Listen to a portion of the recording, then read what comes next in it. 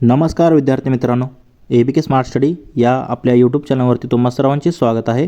तर मित्रांनो, आज आपण नवी मुंबई जिल्हा पोलीस शिपाई भरतीचा दिनांक 7 जुलै 2024 साली झालेला संपूर्ण जो पेपर आहे, म्हणजे या पेपरमध्ये 100 प्रश्न, संपूर्ण जे प्रश्न आहेत तर ते 100 प्रश्न जसेच्या तसे आपण या व्हिडिओमध्ये एकाच व्हिडिओमध्ये पाहणार आहोत। तर हे जे 100 प्रश्न आहेत तर तुमच्या येणाऱ्या पोलीस भरतीच्या परीक्षेसाठी अत्यंत उपयुक्त ठरणार आहेत। त्यामुळे तुम्ही हा व्हिडिओ पूर्ण बघा व तुमच्या मित्रांना देखील शेअर करा। तर आता वेळ न घालवता आपण आपल्या डायरेक्ट प्रश्नांकडे वळत पाहू। त्याच्या आपल्या नवी मुंबई जिल्हा पोलीस शिपाई भरतीच्या पेपरमधील आपला हा प्रश्न पहिला, महाराष्ट्र पोलीस दलात खालीलपैकी सर्वात वरिष्ठ दर्जाचे पद कोणते? तर बघा, खालीलपैकी म्हटलेलं आहे, तर सर्वात वरिष्ठ पद जे असतं महाराष्ट्रातील तर ते कोणतं असतं? DGP म्हणजेच पोलीस महासंचालक असतं। पण आपल्याला काय दिले? 4 पर्यायापैकी कोणतं मोठं पद आहे हे विचारले। तर ऑप्शन A मध्ये दिले पोलीस उपायुक्त, C मध्ये दिले अप्पर पोलीस आयुक्त, B मध्ये पोलीस सह आयुक्त आणि सहाय्यक पोलीस आयुक्त। तर आता ह्यामध्ये तुम्ही जर पाहिलं तर सर्वात मोठं दिलेल्या पर्यायापैकी कोणतं आहे? पोलीस सह आयुक्त। बघा, तर दिलेल्या पर्यायापैकी विचारलेलं म्हणून हे पोलीस सह आयुक्त हे जे आहे तर ते दिलेल्या पर्यायापैकी सर्वात वरिष्ठ दर्जाचे पद आहे, म्हणजे मोठं आहे। या इतर तिघांपेक्षा हे पोलीस सह आयुक्त पद हे मोठं असतं। आता पोलीस डिपार्टमेंटबद्दल तुम्हाला माहिती असणे गरजेचं आहे, म्हणजे सर्वात मोठं पद, सर्वात लहान पद हे सर्व तुम्हाला माहीत असणे पाहिजे, कारण तुम्ही पोलीस भरतीची परीक्षा देत आहे। तर पुढील प्रश्न पाहूयात। प्रश्न क्रमांक 2 बघा काय दिलेलं आहे? नवी मुंबई पोलीस आयुक्तालयाचे हद्दीमध्ये कोणत्या जिल्ह्यांच्या भागांचा समावेश होतो? तर बघा, आता ज्या जिल्ह्याचा तुम्ही पेपर देत आहात तर त्या जिल्ह्याचा इतिहास भूगोल तुम्हाला माहीत असणं गरजेचं आहे। तर आता नवी मुंबई जिल्हा पोलीस शिपाई भरतीचा हा पेपर आहे। तर त्या नवी मुंबई पोलीस आयुक्तालय जे आहे तिथलं, तर त्याच्या हद्दीमध्ये कोणत्या जिल्ह्यांच्या भागांचा समावेश होतो? तर नवी मुंबई आयुक्तालयामध्ये मुंबई आणि रायगड या 2 जिल्ह्यांचा जो आहे तर तो या 2 जिल्ह्यांच्या हद्दींचा समावेश जो आहे तर तो नवी मुंबई पोलीस आयुक्तालयाच्या हद्दीमध्ये येतो। ऑप्शन B मध्ये दिले मुंबई आणि रायगड। पुण्याचा येथे काय संबंध नाही, ठाण्याचा काही नाही, म्हणजे इथे सरळ ऑप्शनवरून पर्याय कट करून देखील तुम्ही आन्सर काढू शकता। तर मुंबई आणि रायगड या 2 जिल्ह्यांच्या हद्दीचा म्हणजे हद्दीमध्ये येतात नवी मुंबई पोलीस आयुक्तालयाच्या। पुढील प्रश्न पाहूयात। प्रश्न क्रमांक 3 नुकत्याच पार पडलेल्या T20 वर्ल्ड कप क्रिकेट मालिकेचा मॅन ऑफ द टुर्नामेंट म्हणजे मॅन ऑफ द सिरीज आपण इंग्लिशमध्ये म्हणतो त्याला, तर कुणाला घोषित करण्यात आलेले आहे? बघा, 2024चा वर्ल्ड कप झाला त्यावेळेचा हा करंट अफेअर्सची प्रश्न होता।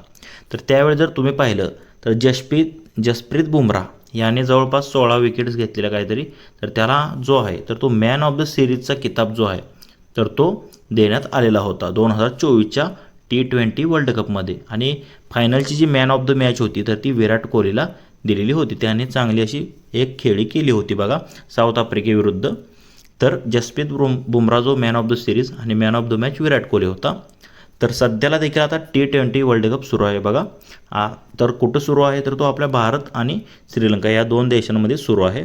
तर त्याच्याशी संबंधित देखील आता आगामी येणाऱ्या परीक्षेमध्ये विचारू शकतात बघा।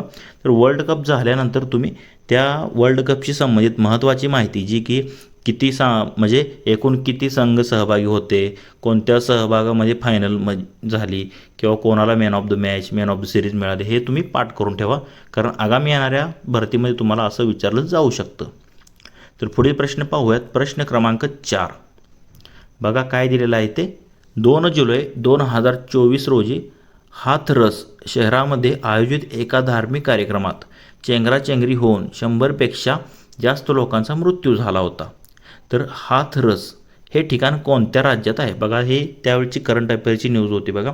हाथरस हे जे शहर आहे तर तिथे एक धार्मिक कार्यक्रम चालू होता, त्यामध्ये चेंगराचेंगरी होऊन 100पेक्षा जास्त लोकांचा जो आहे तर तो मृत्यू झाला होता। तर हे हाथरस हे जे ठिकाण आहे तर बघा, हाथरस हे जे ठिकाण आहे तर ते उत्तर प्रदेश यामध्ये या जिल्ह्यात म्हणजे या राज्यामध्ये येतं आपल्याला विचारलेलं आहे। तर ऑप्शन D मध्ये जे आहे तर ते दिलेलं आहे उत्तर प्रदेश। तर या कार्यक्रमात जवळपास 100पेक्षा जास्त म्हणजे टोटल जे आहे तर ते, आता याबद्दल थोडी माहिती आपण पाहूया। तर बघा, 2 जुलै 2024 रोजी भारताच्या उत्तर प्रदेश राज्यातील हाथरस जिल्ह्यातील मुगलगडी गावात एक स्वयंभू धर्मगुरूने आयोजित केलेल्या सत्संगाच्या समारोपावेळी गर्दी उसळली होती। तर या घटनेमुळे 121 लोकांचा मृत्यू झाला। तर एक्झॅक्ट आकडा किती आहे? 121, 100 प्लस। ज्यात बहुतेक महिला आणि मुले होती आणि किमान 150 इतरांना रुग्णालयात दाखल करण्यात आले होते. म्हणजे 150 लोक जखमी होते आणि 121 लोकांचा मृत्यू झाला होता बघा. तर हाथरस हे ठिकाण जे आहे तर ते उत्तर प्रदेश राज्यामध्ये आहे. तर याचं ऑप्शन डी आपलं ॲन्सर असणार आहे. पुढील प्रश्न पाहूयात. प्रश्न क्रमांक 5 काय दिलेलं आहे बघा. 1970च्या दशकामध्ये मुंबई शहरावरील ताण कमी करण्याच्या उद्देशाने नवी मुंबई शहराची निर्मिती व विकास करण्यासाठी राज्य शासनाने कोणत्या महामंडळाची स्थापना केली होती. बघा 1970ला मुंबई शहराचा ताण कमी करण्यासाठी नवी मुंबई शहराची निर्मिती केली आणि विकास त्याचा करण्यासाठी राज्य शासनाने एक महामंडळ स्थापन केलं होतं. तर त्याचं नाव काय होतं. तर बघा कोणतं मंडळ स्थापन करण्यात आलं होतं तर सिडको. तर आता सिडकोबद्दल आपण थोडी माहिती पाहूयात. तर बघा नवी मुंबई शहराचा विकास आणि नियोजन करण्यासाठी महाराष्ट्र शासनाने शहर आणि औद्योगिक विकास महामंडळ म्हणजेच CIDCO सिडकोची स्थापना 17 मार्च 1970 रोजी केली. तर हे नवीन शहर विकसित करण्यासाठी सिडकोला नवीन शहर विकास प्राधिकरण म्हणजे NTDA म्हणून नियुक्त करण्यात आले होते. आणि संस्था आता सिडकोचा फुल फॉर्म जर विचारला तर काय city and industrial development corporation of Maharashtra असा त्याचा अर्थ होतो. स्थापना आहे 17 मार्च 1970. उद्देश काय होता महत्त्वाचा. मुंबईवरील लोकसंख्येचा ताण कमी करण्यासाठी नियोजित शहर वसवणे हा त्याचा मुख्य उद्देश होता. एवढीच माहिती तुम्ही लक्षात ठेवा. जे की ऑप्शन बी मध्ये दिलेलं आहे तेच याचं ॲन्सर असणार आहे. तसेच मित्रांनो तुम्हाला जर या पेपरची PDF हवी असेल तर आपले टेलिग्राम चॅनल आहे. त्याची लिंक तुम्हाला डिस्क्रिप्शन बॉक्समध्ये भेटून जाईल. तिथे तुम्ही टेलिग्राम चॅनल जॉईन करा व याची फ्रीमध्ये PDF तुम्हाला तिथे भेटून जाईल. तर प्रश्न क्रमांक 6 काय आहे बघा. राज्यसभेचे सभापती कोण आहेत.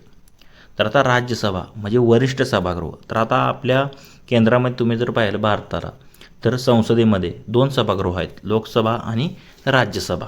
तर लोकसभा हे प्रथम सदन असतं आणि राज्यसभा हे द्वितीय सदन असतं.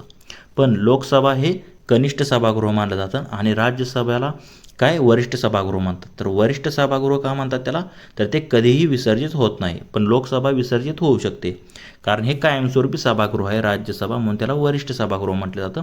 आणि कार्यकाळ प्रत्येक सदस्याचा 6 वर्षाचा असतो. यामध्ये जर तुम्ही जर पाहिलं तर आता त्यावेळेस 2024चा करंट अफेअरचा प्रश्न आहे बघा. राज्यसभेचे सभापती हे कोण असतात तर ते पदसिद्ध अध्यक्ष असतात किंवा सभापती राज्यसभेचे कोण असतात तर आपल्या भारताचे उपराष्ट्रपती. तर आता 2024चा हा प्रश्न आहे बघा. उपराष्ट्रपती कोण होतं त्यावेळेस जगदीश धनखड हे जे आहे तर ते उपराष्ट्रपती होते. पण सध्याला जर तुम्ही पाहिलं त्यांनी अचानकपणे राजीनामा दिलेला आहे व त्यांच्या जागी तमिळनाडूचे एक व्यक्ती आहेत बघा त्यांची निवड जी आहे तर ती राष्ट्रपती म्हणून झालेली आहे. CP राधाकृष्णन. बघा CP राधाकृष्णन यांची आता त्यांच्या जागी निवड झाली आहे. सध्याला करंटला उपराष्ट्रपती आहेत ते. तर जगदीश धनखड हे त्यावेळेस राज्यसभेचे सभापती होते. म्हणजे पदसिद्ध असतात सभापती म्हणजे भारताचे उपराष्ट्रपती असतात. आता उपराष्ट्रपती सध्या CP राधाकृष्णन आहेत मग सध्या ते तुम्ही लक्षात ठेवा. तर ओम बिर्ला हे लोकसभेचे सभापती आहेत. हे लोकसभेचे अध्यक्ष आहेत बघा ओम बिर्ला. बाकीचं मग काय तुम्ही लक्षात ठेवा. तर पुढील प्रश्न पाहूयात. प्रश्न क्रमांक 7 भारतातील सर्वात जास्त लांबीचा सागरावरील सेतू कोणता. सागर सेतू सर्वात लांबीचा आपला कोणता आहे बघा. तर सर्वाधिक लांबीचा सेतू कोणता आहे तर अटल सेतू. नवीनच जो सुरू झालेला आहे अटल सेतू. तर सेतूबद्दल थोडी माहिती पहा. तर भारतातील सर्वात लांब सागरी सेतू म्हणून Atal Setu Mumbai trans harbour link MTHL हा आहे. मुंबईतील शिवडी आणि नवी मुंबईतील न्हावाशेवा म्हणजे शिवडी ते न्हावाशेवा यांना जोडणारा हा पूल आहे. आता तुम्हाला असं देखील विचारू शकतात कशाला तो जोडतो तर शिवडी ते न्हावाशेवा. तर किती किलोमीटर लांबीचा आहे तर 21.8 किलोमीटर लांबीचा आहे तो. आणि त्यापैकी 16.5 किलोमीटर जो आहे तर तो भाग जो आहे तर तो समुद्रावर आहे व 6 लेन पुलामुळे मुंबई ते नवी मुंबई प्रवासाचा वेळ जो आहे तर तो लक्षणीयरित्या कमी झाला आहे. एकूण 6 लेन आहेत या पुलावर आणि 16.5 किलोमीटर समुद्रावर आहे आणि राहिलेला जमिनीवर आहे बघा. तर आता इथे अटल सेतूबद्दल आता खाली माहिती आहे बघा तीच दिलेलं आहे. लांबी किती आहे त्याप्रमाणे समुद्रावर किती आहे जमिनीवर 5.3 किलोमीटर आहे आणि नाव काय दिले स्वर्गीय अटल बिहारी वाजपेयी शिवडी न्हावाशेवा अटल सेतू असं त्याचं नाव आहे. उद्घाटन जानेवारी 2024मध्ये पंतप्रधान नरेंद्र मोदींच्या हस्ते करण्यात आले होतं आणि मुंबई आणि नवी मुंबईला जोडणारा हा एक महत्त्वाचा असा सेतू आहे. म्हणजे ज्यामुळे वांद्रे आणि वरळी लिंक जे आहे तर म्हणजे वांद्रे आणि वरळी लिंकपेक्षा हा मोठा आहे बघा. तसेच हा पूल जो आहे तर तो किती एकूण 6 लेनचा असून तो जलद कनेक्टिव्हिटी प्रदान करतो. एकूण किती 6 लेनचा आहे तो, हे देखील लक्षात ठेवा. तर महात्मा गांधी सेतू हा गंगा नदीवर आहे, पटना बिहार या ठिकाणी आहे बघा. बिहारमध्ये आहे, नदीवरील आहे. आपल्याला सागरावर विचारलेलं ऑप्शन सी अटल सेतू हेच याचं ॲन्सर असणार आहे. पुढील प्रश्न पाहूयात. प्रश्न क्रमांक 8. दिनांक 1 जुलै 2024 पासून भारतामध्ये लागू करण्यात आलेल्या प्रमुख कायद्यांपैकी कोणत्या कायद्यामध्ये विविध अपराधांची व्याख्या व शिक्षा कलमे दिलेली आहेत? म्हणजे आता तुम्ही जर पाहिलं तर 1 जुलै 2024 पासून म्हणजे जे काही इंग्रजांच्या काळात 1860ला जे कायदे बनले होते तर त्यामध्ये बदल करण्यात आला आणि त्याला म्हणजे भारतीय न्यायसंहिता, भारतीय नागरिक सुरक्षा संहिता आणि भारतीय दंड संहिता अशी नावे देण्यात आली 3 कायद्याला. व काही कलमांचे नंबर आणि संख्या देखील चेंज करण्यात आलेली आहे बघा. तर ते 1 जुलै 2024 पासून ते कायदे लागू करण्यात आले. तर त्यात जे काय लागू करण्यात आलेल्या प्रमुख कायद्यांपैकी कोणता असा कायदा आहे ज्यामध्ये विविध अपराधांची व्याख्या आणि शिक्षा याची कलमे दिलेली आहेत? म्हणजे जे काही विविध अपराध गुन्हे आहेत त्यांची व्याख्या आणि त्याच्या शिक्षेशी संबंधित कलमे दिलेली आहेत. कशामध्ये दिले आहे तर ते भारतीय न्याय संहिता. म्हणजे अगोदर त्याचं नाव काय होतं? IPC होतो, IPC. तर त्याचं आता भारतीय न्याय संहिता करण्यात आली आहे बघा. इंडियन पिनल कोड होतं आधी नाव 1860, तर त्याचं भारतीय न्याय संहिता. यामध्ये विविध अपराधांच्या व्याख्या आणि शिक्षा यांची कलमे दिलेली आहेत. ऑप्शन बी जे आहे तर या प्रश्नाचं योग्य ॲन्सर असणार आहे. पुढील प्रश्न पाहूया. प्रश्न क्रमांक 9. बघा काय दिलेलं आहे. रशियन बनावटीच्या कोणत्या आधुनिक ॲसॉल्ट रायफलचे उत्पादन भारतामध्ये केले जात आहे? म्हणजे रशियन बनावटीची रायफल आहे ज्याचं उत्पादन जे आहे तर आपल्या भारतामध्ये केले जात आहे बघा. तर आता इथे वेगवेगळे नाव दिलेत. AK-203, AK-56, AK-103. इथे जर तुम्ही पाहिलं तर AK-203 ही रशियन रायफल आहे, रशियन बनावटीची जी आधुनिक रायफल आहे, ॲसॉल्ट रायफल. त्याचे उत्पादन जे आहे तर ते आपल्या भारतामध्ये केले जात आहे. म्हणजे त्यावेळचा जो हा करंट अफेअरचा प्रश्न होता. तर सध्याचे करंट अफेअर्स काय आहेत ते तुम्ही करून जावा, त्याबद्दलच तुम्हाला विचारलं जाऊ शकतं. तर याचा आन्सर आहे AK-203 रायफल. तर कोणत्या देशाची बनावटी आहे ती रशियाची, एवढंच फक्त लक्षात ठेवा. पुढील प्रश्न पाहूयात. प्रश्न क्रमांक 10. चंद्राच्या दक्षिण ध्रुवावर यशस्वीपणे लँडर उतरवणारा जगातील पहिला देश कोणता आहे? तर ऐतिहासिक घटना जी आहे तर ती 2024ला भारताने जगाला करून दाखवली होती. म्हणजे भारत हा स्पेसमध्ये किती पुढं आहे हे त्यावेळेस जगाने पाहिलेलं होतं भारताने.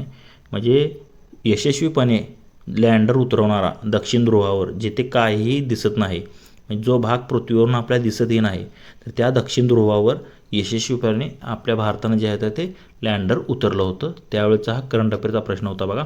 ऑप्शन सी भारत या प्रश्नाचं योग्य ॲन्सर असणार आहे. पुढील प्रश्न पाहूयात. प्रश्न क्रमांक 11. बघा.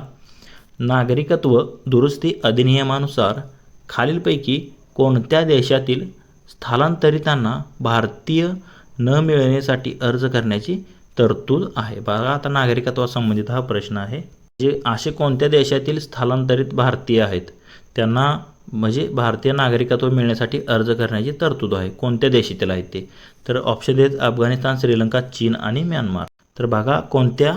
तर अफगाणिस्तान. तर अफगाणिस्तान जे स्थलांतरित आहेत देशातील स्थलांतरितांना भारतीय नागरिकत्व मिळण्यासाठी अर्ज करण्याची तरतूद आहे नागरिकत्व दुरुस्ती अधिनियमानुसार. कोणतं? अफगाणिस्तानातील जे काही स्थलांतरित आहेत तर त्यांना भारतीय नागरिकत्व मिळण्यासाठी अर्ज करण्याची तरतूद दिलेली आहे. चीन, श्रीलंका, म्यानमार नाही तर कोणतं? अफगाणिस्तान, जे की ऑप्शन 1 मध्ये दिलेलं आहे. पुढील प्रश्न पाहूयात. प्रश्न क्रमांक 12. बघा समान नागरी कायद्यावरती आधारित प्रश्न आहे.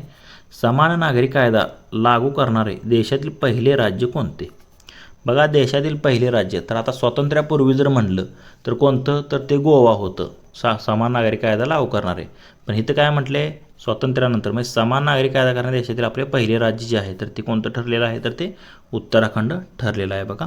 उत्तराखंड हे समान नागरी कायदा करणारे देशातील पहिले राज्य जे आहे तर ते ठरले. आता दुसरं देखील एक राज्य झाले, त्यांनी देखील काय केलेलं आहे? समान नागरी कायदा लागू केलेला आहे. तर ते कोणतं राज्य आहे ते तुम्हाला कमेंट करून सांगायचं आहे, कारण आता त्यावरती तुम्हाला प्रश्न विचारला जाऊ शकतो बघा. तर समान नागरी कायदा म्हणजे काय? तर काही जणांना वाटतं समान नागरी कायदा म्हणजे आरक्षण सर्वांना समान देणे. तर आरक्षणाचा समान नागरी कायद्याशी काही संबंध नसतो. फक्त तिथले जे कायदे असतात, कायदे किंवा वडिलोपार्जित किंवा विवाहासंबंधी घटस्फोटासंबंधित जे कायदे आहेत ते मालमत्तेसंबंधी, तर ते सर्वांना समान, सर्व जाती धर्मासाठी समान केले जातात. त्याला समान नागरी कायदा असं आपण म्हणतो.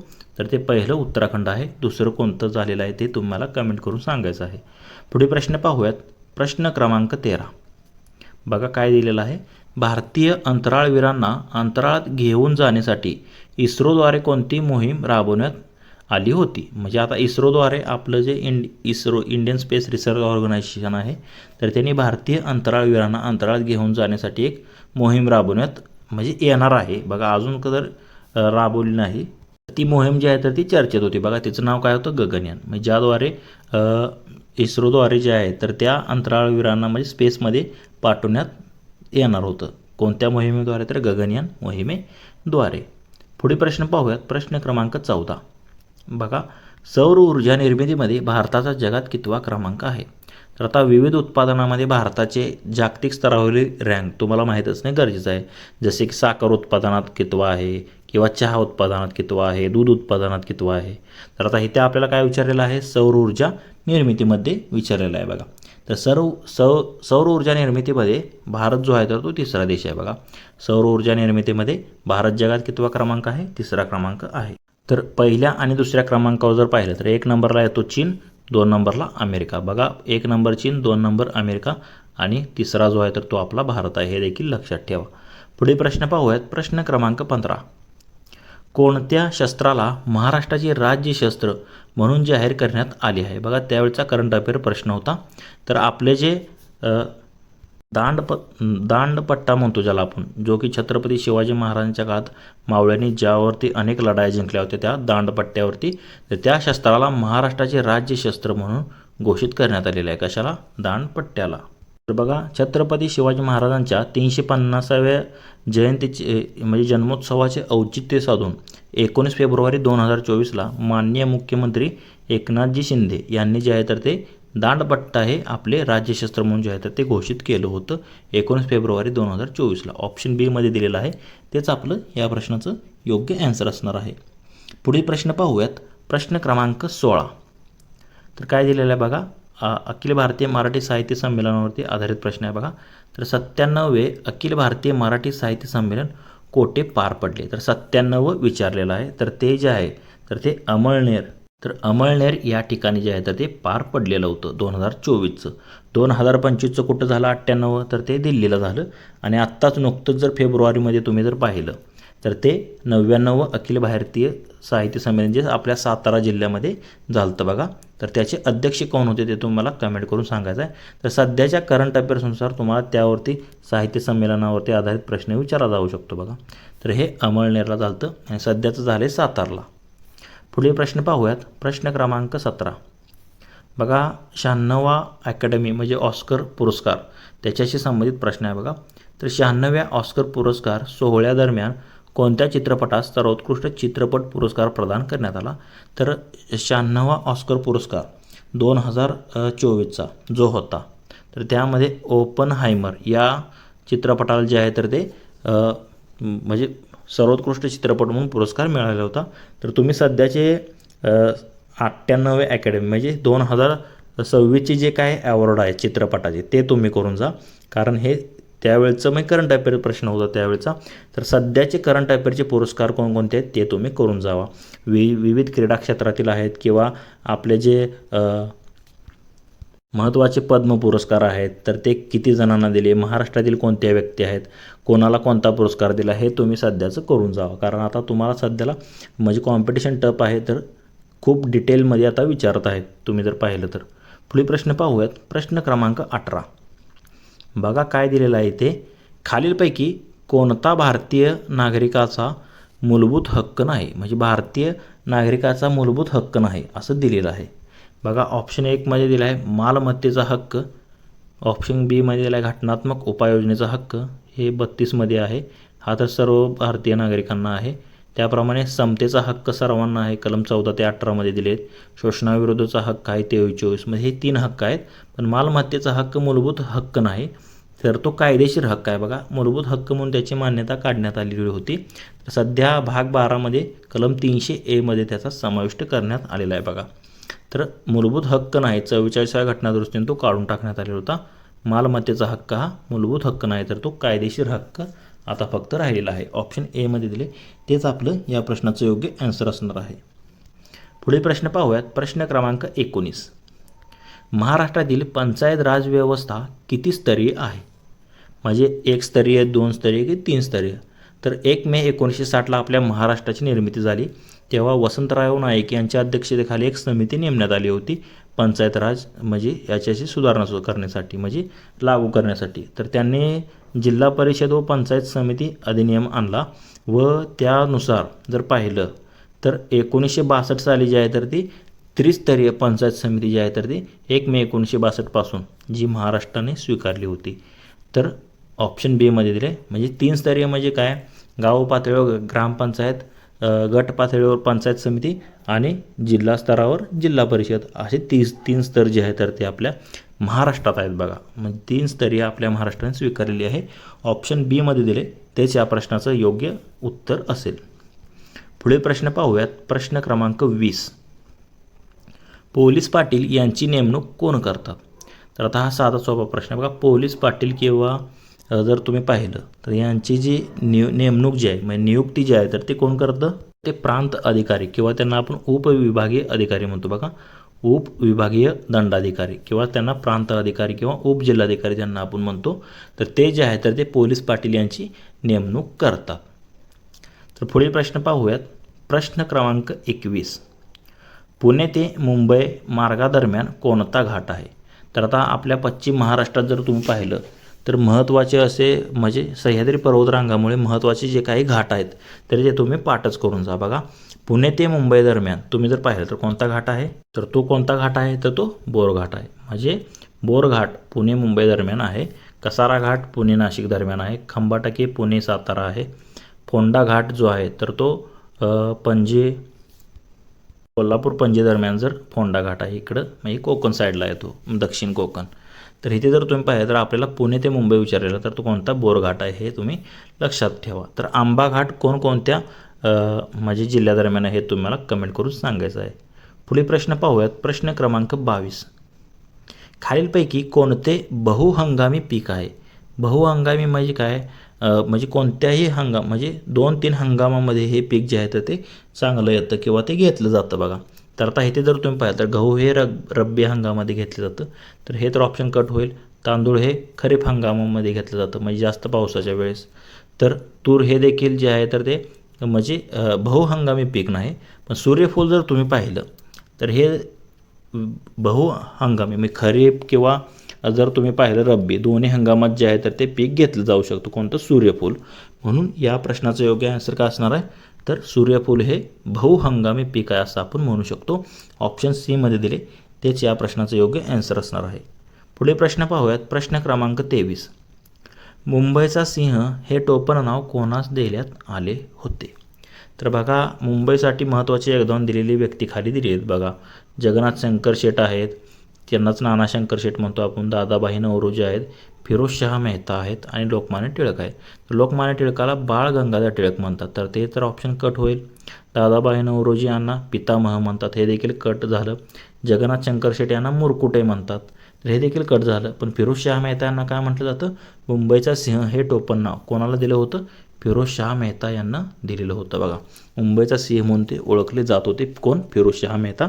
ऑप्शन सीमध्ये दिले तेच या प्रश्नाचं योग्य उत्तर असेल. पुढील प्रश्न पाहूयात. प्रश्न क्रमांक 24.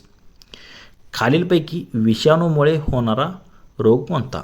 तर आता विषाणूमुळे होणारे रोग आणि जीवाणूमुळे होणारे रोग हे तुम्हाला माहीत असणं गरजेचं आहे, कारण हे साधे बेसिक प्रश्न आहेत विज्ञानाशी संबंधित. कारण विषाणूमुळे आणि जीवाणूमुळे आता येणाऱ्या परीक्षेमध्ये तुम्हाला जीवाणू संबंधित विचारू शकतात, काहीही विचारू शकतात. तर ते बेसिक तुम्हाला माहीत असणं गरजेचं आहे बघा.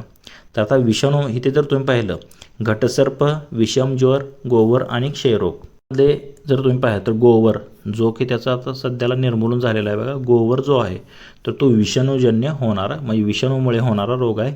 बाकी घटसर्प किंवा क्षयरोग, TB हे जे आहे तर ते जीवाणूमुळे होतात. विषमज्वर, टायफॉईड त्याला म्हणतो आपण विषमज्वरला, म्हणजे सालमोनेला टायफी या जीवाणूमुळे होतो.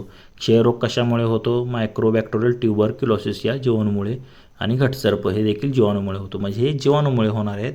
तर विषाणूमुळे होणारा कोणता आहे? गोवर आहे. हेच लक्षात ठेवा. ऑप्शन डी या प्रश्नाचा योग्य आन्सर आहे बघा. गोवर हा विषाणूमुळे होणारा आहे. पुढे प्रश्न पाहूयात. प्रश्न क्रमांक 25 बघा. स्वातंत्र्यवीर सावरकर यांनी कोणत्या क्रांतिकारी संघटनेची स्थापना केली होती? तर आता त्याने वेगवेगळ्या ज्या आहेत तर ते क्रांतिकारी संघटना स्थापना केल्या होत्या. राष्ट्रभक्ती म्हणजे राष्ट्रीय चळवळ म्हणजे 1899ला केली ती, किंवा 1900 साली त्यांनी मित्रमेळा स्थापन केली ती, व त्याचंच 1904मध्ये कशामध्ये रूपांतर करण्यात आलं होतं? अभिनव भारत. तर तेच जे आहे तर ती त्यांची महत्त्वाची अशी संघटना होती, ज्यामध्ये त्यांनी जे क्रांतिकारक पिस्तुल्या वगैरे पाठवत असत म्हणजे पुस्तकातून, त्यावरच त्यांना म्हणजे 50 वर्षाची शिक्षा दिलेली होती बघा. तर अभिनव भारत ही स्वातंत्र्यवीर सावरकर यांनी स्थापन केलेली क्रांतिकारी संघटना होती. ऑप्शन बी मध्ये दिलेला आहे, तेच या प्रश्नाचं योग्य आन्सर असेल. क्रमांक 26 तुम्ही इथे पाहू शकतात. तर हा अंकांच्या ॲनॉलॉजीवरती आधारित प्रश्न आहे. म्हणजे 22साठी इथे 462 दिलेला आहे, तर कशासाठी 756 येईल असं विचारलेलं आहे. तर इथे जर तुम्ही पाहिलं तर 22चा वर्ग किती असतो? तर 484 असतो. किती असतो? 484. तर त्यामधून जर 22 वजा केले 484मधून तर किती उरतात? तर 462 उरतात बघा. म्हणजे त्या संख्येचा वर्ग त्याच्यामधून ती संख्या वजा केली तर हे तुमचं पुढचं मिळतं. तर आता इथे 756 दिलं आहे. तर 756च्या जवळचा वर्ग कुठला आहे? 784, म्हणजे तो 28चा वर्ग आहे बघा. 28चा वर्ग किती असतो? तर 784 असतो. किती असतो? 784 हा 28चा वर्ग आहे. आणि त्याच्यातून जर तुम्ही 28 वजा केलं तर किती उरतात? 756 उरतात. हे वजाबाकी तुम्ही करू शकता बघा. तर दिलेल्या प्रश्नचिन्हा जागी काय यायला पाहिजे? तर 28 यायला पाहिजे, कारण 28चा वर्ग असतो 784 आणि त्याच्यामधून जर 28 वजा केले तर येतं 756. तर आता हे असे प्रश्न तुम्हाला सोडवण्यासाठी तुमचे किमान 30पर्यंतचे वर्ग आणि 30पर्यंतचे पाढे असे हे बेसिक तुमचं पाठच पाहिजे, कारण वेळ देखील तुमचा यामुळे वाचू शकतो बघा. तर पुढील प्रश्न पाहूयात. प्रश्न क्रमांक 27.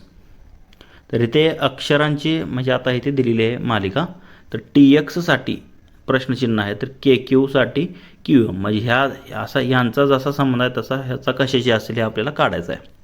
तर आता ह्याने इथं काय केले? K+2 केले. K+2 केलं तर काय होतं? K नंतर L आणि M असं, तर त्यासाठी इथे M घेतले, पण ते शेवटून घेतले K+2. आणि इथे Q इथे दिलेला आहे, तर Q-2 केले बघा. Kवरला काय केले? +2 केले आणि Qमधून -2 केले. तर Qमधून मागं जर 2 तुम्ही गेला तर P आणि O असे O येतं, आणि ते O इथे कुठं? पुढे घेतलेलं आहे, म्हणजे असं याप्रमाणे घेतलेलं आहे. तर TXसाठी काय येईल? तर आता T+2 जर केलं तर TUV, म्हणजे हे V जे आहे तर ते शेवटून येणार, कारण हे पहिला Kसाठी कसं M शेवटून आले तसे ह्या Tसाठी V शेवटून येणार. आणि X-2 जर तुम्ही केलं तर VWX, म्हणजे काय असतं? W आणि V, म्हणजे इथे Vच येणार आहे, म्हणजे डबल V या प्रश्नाचा आन्सर असेल बघा. V आणि V. TXसाठी काय येणार आहे? V आणि V येणार आहे. +2 -2 आणि मागे आणि पुढे असं घ्यायचं होतं. तर V आणि V हे आपल्याला ऑप्शन बी मध्ये दिसत आहे, तेच या प्रश्नाचं योग्य आन्सर असेल. पुढील प्रश्न पाहूयात. प्रश्न क्रमांक 28. तर आता इथे एक अंकमालिका दिली आहे बघा. 2, 10, 30, 68 आणि पुढे काय? तर आता इथे जर तुम्ही पाहिलं तर 1चा घन किती असतो? 1 असतो. 1चा घन अधिक 1 किती येतात? तर हे 2 येतात. त्याप्रमाणे इथे काय केले? 2चा घन 8 अधिक 2 हे 10 केलेलं आहे. परत पुढे 3चा घन 27 अधिक 3 30 केलेला आहे. आणि पुढे 4चा घन 64 अधिक 4 केलेला आहे, म्हणजे घन अधिक 30 संख्या केलेली आहे. मग पुढे काय येणार आहे? 5चा घन असतो 125 आणि 125 अधिक 5 केल्यावर किती येतात?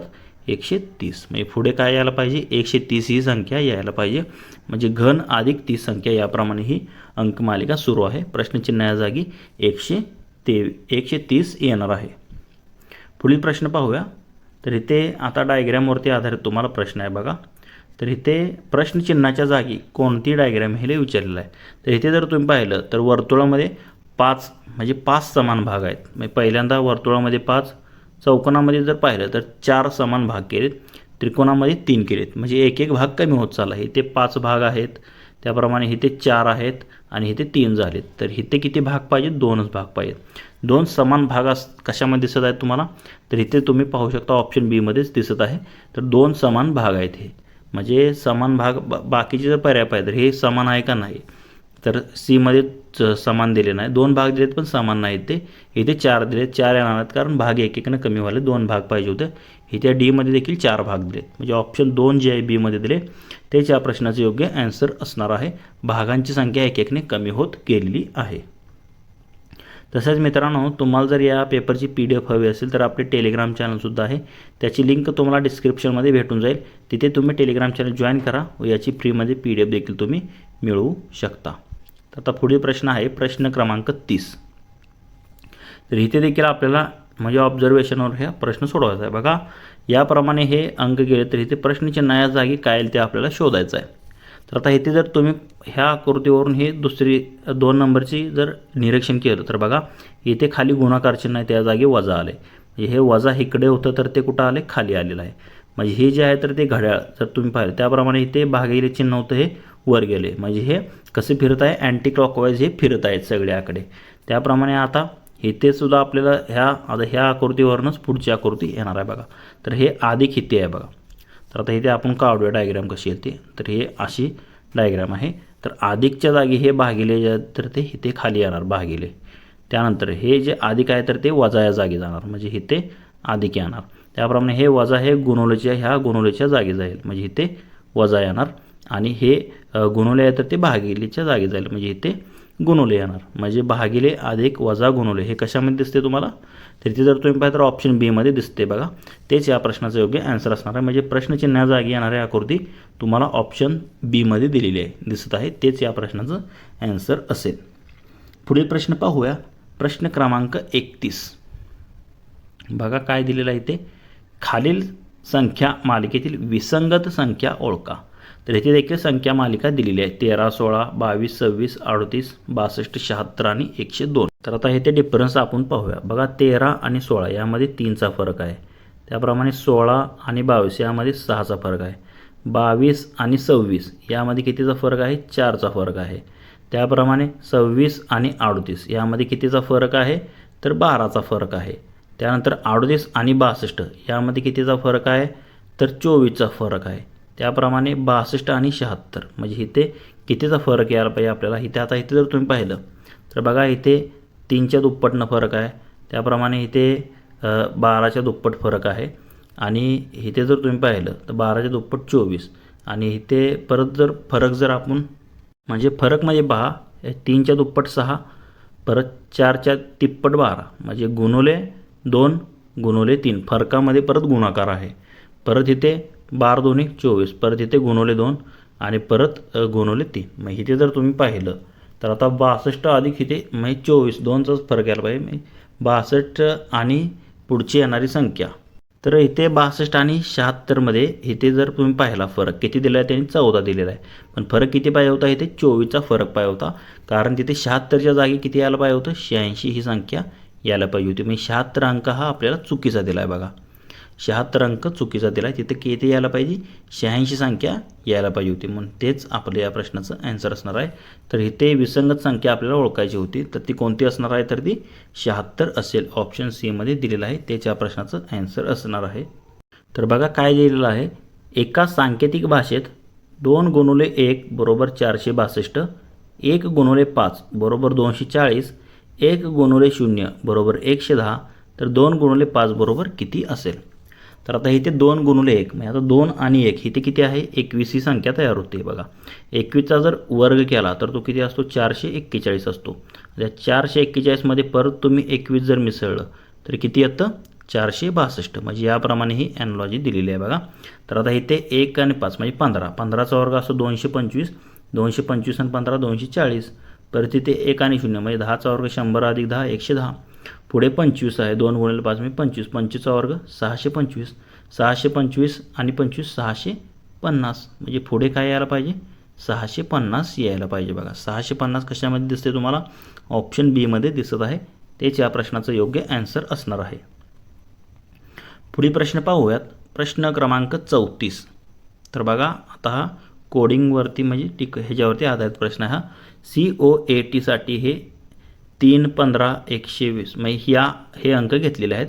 तर हाईटसाठी 1, 9, 9, 4, 5. तर हेडसाठी काय घेणार, तर असा प्रश्न आपण पाहिलेला बघा. इथे सीसाठी त्यांनी 3 घेतलेलं आहे.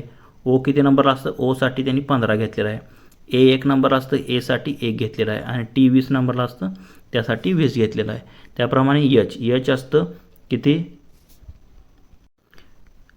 एच 8 असतं, त्यासाठी त्यांनी 1 घेतलेलं आहे बघा. त्याप्रमाणे आय असतं 9 नंबरला, आयसाठी 9. त्यानंतर डीसाठी 4, इथे 11 पाहिजे होतं. एच किती नंबरला असतं, 8 पाहिजे होते, तर थोडं त्यांनी हे दिलेलं आहे. पण म्हणजे जशा संख्या दिलेत डीसाठी 4 घेतलेलं आहे, त्याप्रमाणे हे आपल्याला हेडसाठी काय येईल हे काढायचं आहे बघा. तर एचसाठी त्यांनी किती घेतलेलं आहे बघा, इथे फक्त 19 दिलेलं आहे. मग एचसाठी सुरुवातीला 19 पाहिजे. त्यानंतर ईसाठी इथे जर तुम्ही पाहिले शेवटी ई आहे, ईसाठी 5 घेतलेला आहे, 19 नंतर 5. त्यानंतर एसाठी आत्ताच आपण पाहिलं, एसाठी इथे 1 घेतलेला आहे, 19 5 1. आणि डीसाठी किती घेतलेलं आहे, तर डीसाठी इथे डी 3 नंबरला इथे 4 घेतलेला आहे, म्हणजे 19 5 1 4. हे या प्रश्नाचा ॲन्सर असणार आहे, जे की ऑप्शन सीमध्ये दिलेलं आहे. म्हणजे जसे अंक दिलेत त्याप्रमाणे त्यांचे म्हणजे कोड घ्यायचे, म्हणजे जसे अक्षर दिले त्याप्रमाणे पुढचे अंक दिलेले आहेत. त्याचप्रमाणे हेडसाठी 19,514 हे ऑप्शन सीमध्ये दिलेलं आहे. तेच या प्रश्नाचं योग्य ॲन्सर असणार आहे. पुढील प्रश्न पाहूयात. प्रश्न क्रमांक 35 बघा काय दिलेलं आहे. तर इथे आता खूपच जास्त इथे खाडाखोड झालेला आहे. आपण आता डायरेक्ट पुढचाच प्रश्न पाहूयात, कारण इथे एक्सप्लेनच करता येणार नाही. तर प्रश्न क्रमांक 36 आहे बघा. तर ही एक तुम्हाला आकृती दिलेली आहे. तर या आकृती जल प्रतिबिंब पाण्यात काय येईल हे आपल्याला काढायचं आहे. तर आता इथे आपण समजा जल आहे समजू, आणि इथे आता काढण्याचा प्रयत्न करू आपण कशी आकृती येते. तर बघा पाण्यातील प्रतिबिंब जे असतं तर ते वरचा भाग खाली दिसतो, खालचा भाग वर दिसतो. म्हणजे हा जो भाग आहे तर तो खाली दिसणार आहे, पण इथे कसा दिसणार तो, तर तो थोडा उलटा दिसणार आहे. हे जर यस तुम्ही पाहिलं तर हे यस कसं असं दिसेल, कारण वरचा भाग खाली जातो आणि खालचा भाग वर जातो. त्याप्रमाणे हे जे वरचं हुक आहे ते खाली जाणार आणि खालचं हुक वर येणार. म्हणजे हे असं होईल आणि खालचं हुक जे होतं ते असं होणार. या साईडचं पाहिलं तर ते असं होईल आणि या साईडचं हे असं होईल. म्हणजे अशी प्रतिमा जर तुम्ही पाहिली तर ते एमध्येच तुम्हाला दिलेली आहे बघा. एमध्ये जे आहे तर तेच याचं योग्य प्रतिबिंब दिलेलं आहे. पाण्यामध्ये कसं दिसेल ते, बाकीचे पर्याय तुम्हाला पाहण्याची गरज देखील नाही. तर तेच या प्रश्नाचं जे आहे तर ते ॲन्सर असणार आहे. काय, तर ऑप्शन एमध्ये दिले आहे तेच जल प्रतिबिंब दिलेल्या आकृतीचं आहे. पुढील प्रश्न पाहूयात बघा. तर बाकीच्या काय पाहण्याची गरज नाही. पुढील प्रश्न पाहूया. प्रश्न क्रमांक 37. तर ट्रेनचे आरशातील प्रतिबिंब ओळखा. तर आता आरशातील विचारले. आरशाचं काय असतं, डावी बाजू उजवीकडे दिसते आणि उजवी बाजू डावीकडे दिसते. तर टीचं जर तुम्ही पाहिलं तर टीचं कसं राहणार, डाव्या साईडला उजव्या साईडला, म्हणजे उजव्या साईडला टीने सुरुवात होणार. उलटं टी होणार का नाही, आहे असं टी राहणार. म्हणजे हे हा पर्याय आणि हा सी, पी आणि सी हे कट झाले. तर आता बघा डी आणि ए यामध्ये एक ॲन्सर आहे. तर हे आर जर तुम्ही पाहिलं तर हे आर उलटं होणार आहे, पण इथे सरळ दिलेलं आहे म्हणून हा देखील पर्याय कट होतो. मी पहिल्या तुमच्या लक्षात येईल की ऑप्शन डीमध्ये पाहू शकता TRAIN NIART हे असं उलटं दिसणार आहे ट्रेनचं, जे की ऑप्शन डीमध्ये दिलेलं आहे. आरशामध्ये जर दिलं तर ते त्याप्रमाणे दिसतं पहा, तेच याचं ॲन्सर असेल. पुढील प्रश्न पाहूयात. प्रश्न क्रमांक 38 बघा काय दिलेलं आहे. या आकृतीत किती चौकोन आहेत असं आपल्याला ओळखायचं आहे. तर आता इथे जर तुम्ही पाहिलं तर पहिला स्क्वेअर किती आहेत हे काढायचं बघा. संख्या बघा 1 2 3, आडव्या 3 आहेत आणि उभ्या 1 2 3. असं जेव्हा स्क्वेअरमध्ये संख्या काढायची असते तर मधल्या त्या चौकोनच्या आधी आपण स्क्वेअर काढूया. तर काय करतो आपण, 3 गुणिले 3 अधिक 2 गुणिले 2 अधिक 1 गुणिले 1 असं आपण करतो. 3चा वर्ग किती, 3 त्रिक 9 अधिक 2 दोन्ही 4 अधिक 1, 9 4 13, 13ने किती झालं हे 14. म्हणजे ह्या चौकोनमध्ये तुम्ही जर पाहिलं पूर्ण तर ह्या चौकोनमध्ये एकूण किती आहेत तर ते 14 आहेत. हे 14 आणि बाहेरचा हा एक आणि हा एक, बाहेरचे 4, 14 आणि 4 किती झाले तर एकूण 18 जे आहे. तर त्या आकृतीमध्ये एकूण चौकोन असणार आहेत किती, 18, जे की तुम्हाला ऑप्शन डीमध्ये दिलेलं आहे, तुम्ही पाहू शकतात. तेच या प्रश्नाचं योग्य उत्तर असेल. तर पुढील प्रश्न पाहूयात. प्रश्न क्रमांक 39. तर इथे एक चौकोन दिलेला आहे, त्यामध्ये 5 3 6 51 39 6 8 7 याप्रमाणे दिलेले आहेत अंक. तर ह्या प्रश्नचिन्हा जागी काय येईल ते आपल्याला शोधायचं आहे. तर प्रश्नचिन्हा जागी येणारी संख्या शोधायची आहे बघा. तर आता इथे जर तुम्ही पाहिलं तर हे 51 आहे, वर 5 आहे आणि खाली 8 आहे. तर 8चा वर्ग किती असतो 64. तर ह्या 64मधून ह्या 8 आणि 5 यांची बेरीज किती आहे? 8 आणि 5 13. हे जर वजा केली तर मधली संख्या 51 येते. त्याप्रमाणे आता मधल्या हे जर पाहूया आपण, 7चा वर्ग किती असतो? 49. 49 वजा 7 आणि वरचं 3 किती? 10. जर केलं तर किती येतं? मध्ये 39 येतं. तर आता इथे प्रश्नचिन्हा जागी तुम्ही जर पाहिलं तर पर्यायावरून ऑप्शन घेऊन बघा. तर इथे ऑप्शन ए 4चा वर्ग किती असतो? 16. 16 वजा हे 4 आणि 6 किती? 10. हे जर वजा केलं तर किती येतं? 6 येतं. म्हणजे आपल्याला ऑप्शन एमध्येच मिळालेलं आहे. प्रश्नचिन्हा जागी काय असणार आहे? 4 असणार आहे बघा. 4चा वर्ग असतो 16. 16मधून जर 4 आणि ह्या 6ची जर वजाबाकी केली, म्हणजे बेरजेची वजाबाकी केली 4च्या वर्गामधून, म्हणजे 6 आणि 4 10, तर किती येतं? 6 येतं. म्हणजे प्रश्नचिन्हा जागी किती पाहिजे? 4 पाहिजे. म्हणजे इथे जसं आपण पाहिलं 8चा वर्ग 64 वजा 8 आणि 5ची बेरीज, त्याप्रमाणे 7चा वर्ग 49 वजा 7 आणि 3 10 यांची बेरीज, आणि इथे 4चा वर्ग 16 वजा 6 आणि 4 10, हे जर वजा केलं तर मध्ये 6 येतं. म्हणजे प्रश्नचिन्हा जागी 4 हे योग्य बसेल, जे की ऑप्शन एमध्ये दिलेलं आहे. पुढील प्रश्न पाहूयात. प्रश्न क्रमांक 40.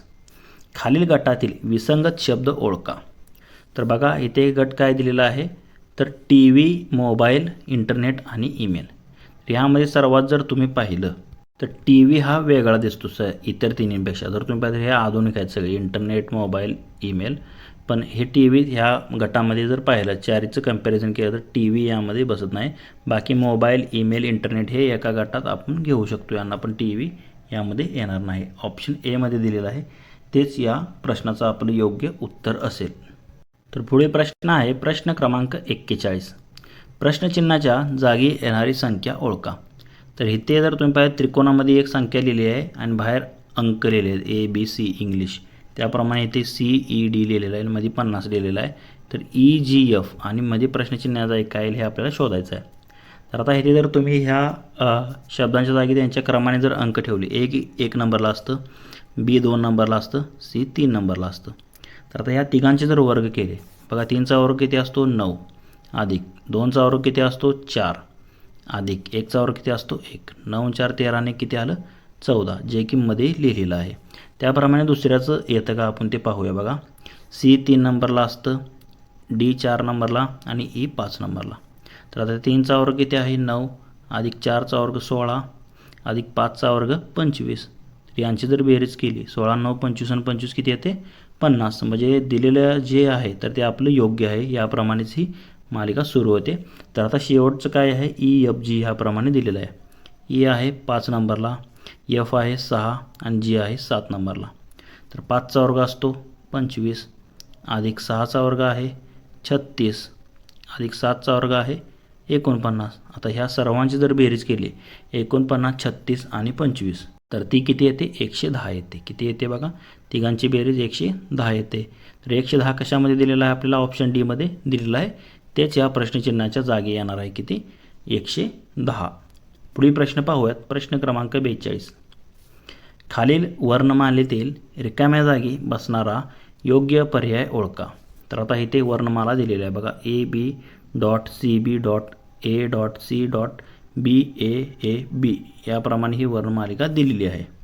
तर आता दिलेल्या अक्षरांचे 3-3चे जर तुम्ही गट पाडले तर इथे 3-3 3 चौक 12 म्हणजे असे गट होतात बघा. तर इथे जर तुम्ही पाहिलं तर हे कसं दिलेलं आहे बघा. ABC नंतर BAC, ABC नंतर CBA दिलेलं आहे. काय दिलेलं आहे? ABC नंतर परत काय दिलेलं आहे? CBA, परत ABC आणि परत CBA याप्रमाणे चाललेलं आहे. ABC CBA, ABC CBA. तर याप्रमाणे जर तुम्ही गेला तर बघा AB आणि पहिलं डॉट आहे म्हणजे इथे C येणार. परत CBA म्हणजे परत काय यायला पाहिजे? A यायला पाहिजे. परत A.C म्हणजे ABC आणि परत C डॉट ही CBA म्हणजे CAB याप्रमाणे दिलेलं आहे. म्हणजे CAB आणि पुढे C पाहिजे. ABC परत CBA पाहिजे म्हणजे रिकाम्या जागी C येणार. ABC CAB, ABC आणि CBA असे गट तयार होतात. तर त्याप्रमाणे तुम्ही जर पाहिलं CABC हे योग्य बसतं यामध्ये. CABC हे जे तुम्हाला दिले तर ते पर्याय बी मध्ये दिलेलं आहे. तेच या प्रश्नाचं योग्य ॲन्सर असणार आहे. तर नीट जर तुम्ही निरीक्षण केलं तर तुम्हाला उत्तर याचं निघून जाईल. पुढील प्रश्न पाहूयात. प्रश्न क्रमांक 43. खालीलपैकी विसंगत संख्या ओळखा. तर बघा 32, 56, 51, 48, 63, 57 आणि 27, 17 अशा 4 संख्या आपल्याला दिलेल्या आहेत. तर इथे जर तुम्ही पाहिली ह्या सर्व संख्यांची जर बेरीज केली तुम्ही 32, 56 तर किती येते बघा 3 आणि 2 5 आणि 5 10 6 ह्याची येते 16. त्याप्रमाणे 5 आणि 1 6 6 आणि 4 10 आणि 8 18 याची येते किती बेरीज 18 येते याची. त्यानंतर ह्याची 6 आणि 3 9 आणि 5 14 14 आणि 7 किती 21 येते. याची किती येते 21.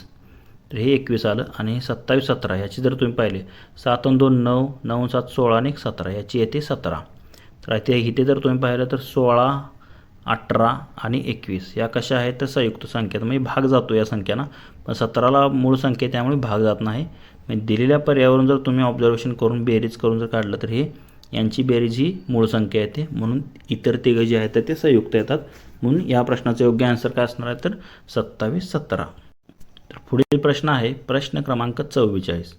प्रश्नचिन्हाच्या जागी येणारी संख्या ओळखा.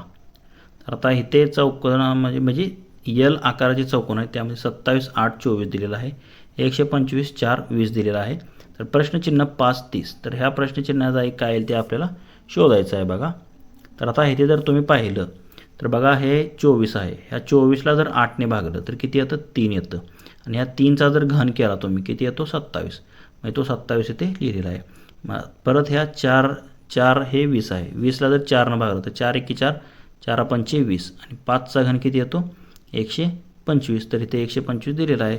त्याप्रमाणे तिसरं काय आहे बघा हे 30 आहे. तर ह्या 30ला जर ह्या 5ने भागलं तर 5 चक्क 30 आणि 6चा जर घन केला तर तो किती येतो 216. हे प्रश्नचिन्हा जागी इथे काय आलेलं पाहिजे 216. बघा 216 हे तुम्हाला पर्याय क्रमांक बी मध्ये दिलेला आहे. त्याच्या प्रश्नाचे योग्य उत्तर असणार आहे. पुढील प्रश्न पाहूयात. प्रश्न क्रमांक 45. खालीलपैकी गटात न बसणारा शब्द ओळखा. तर बघा किल्ल्यांची नावं दिलेत रायगड प्रतापगड सिंहगड आणि जंजिरा. तर आता ह्या 4 किल्ल्यांमध्ये तुम्ही जर पाहिलं तर रायगड प्रतापगड आणि सिंहगड हे कसे जमिनीवर आहेत बघा म्हणजे गड आहेत हे. पण जंजिरा हा कसा जलदुर्ग आहे. हे जल म्हणजे समुद्रामध्ये आहे जंजिरा. बाकी जे आहेत तर ते जमिनीवर आहेत. म्हणून जंजिरा ऑप्शन बी मध्ये दिलेला आहे. तेच या प्रश्नाचं योग्य उत्तर असेल. वेगळा पर्याय असेल. पुढील प्रश्न पाहूया. प्रश्न क्रमांक 46. खालीलपैकी कोणते लीप वर्ष नाही. तर आता लीप वर्ष ओळखायची एक पद्धत आहे बघा. ज्या संख्येला 4ने भाग जातो ते आपण लीप वर्ष मानतो. हे तर तुम्हाला माहितीच असेल. पण जेव्हा ती संख्या शतकमध्ये दिलेली असते म्हणजे 1600 किंवा 1700 किंवा 1800 अशी ज्या संख्या दिलेल्या असतात तेव्हा त्याला 400ने भागावं लागतं. तर या 1600ला जर 400ने भागलं तर भागाकार पूर्ण येतो. म्हणून हे लीप वर्ष आहे.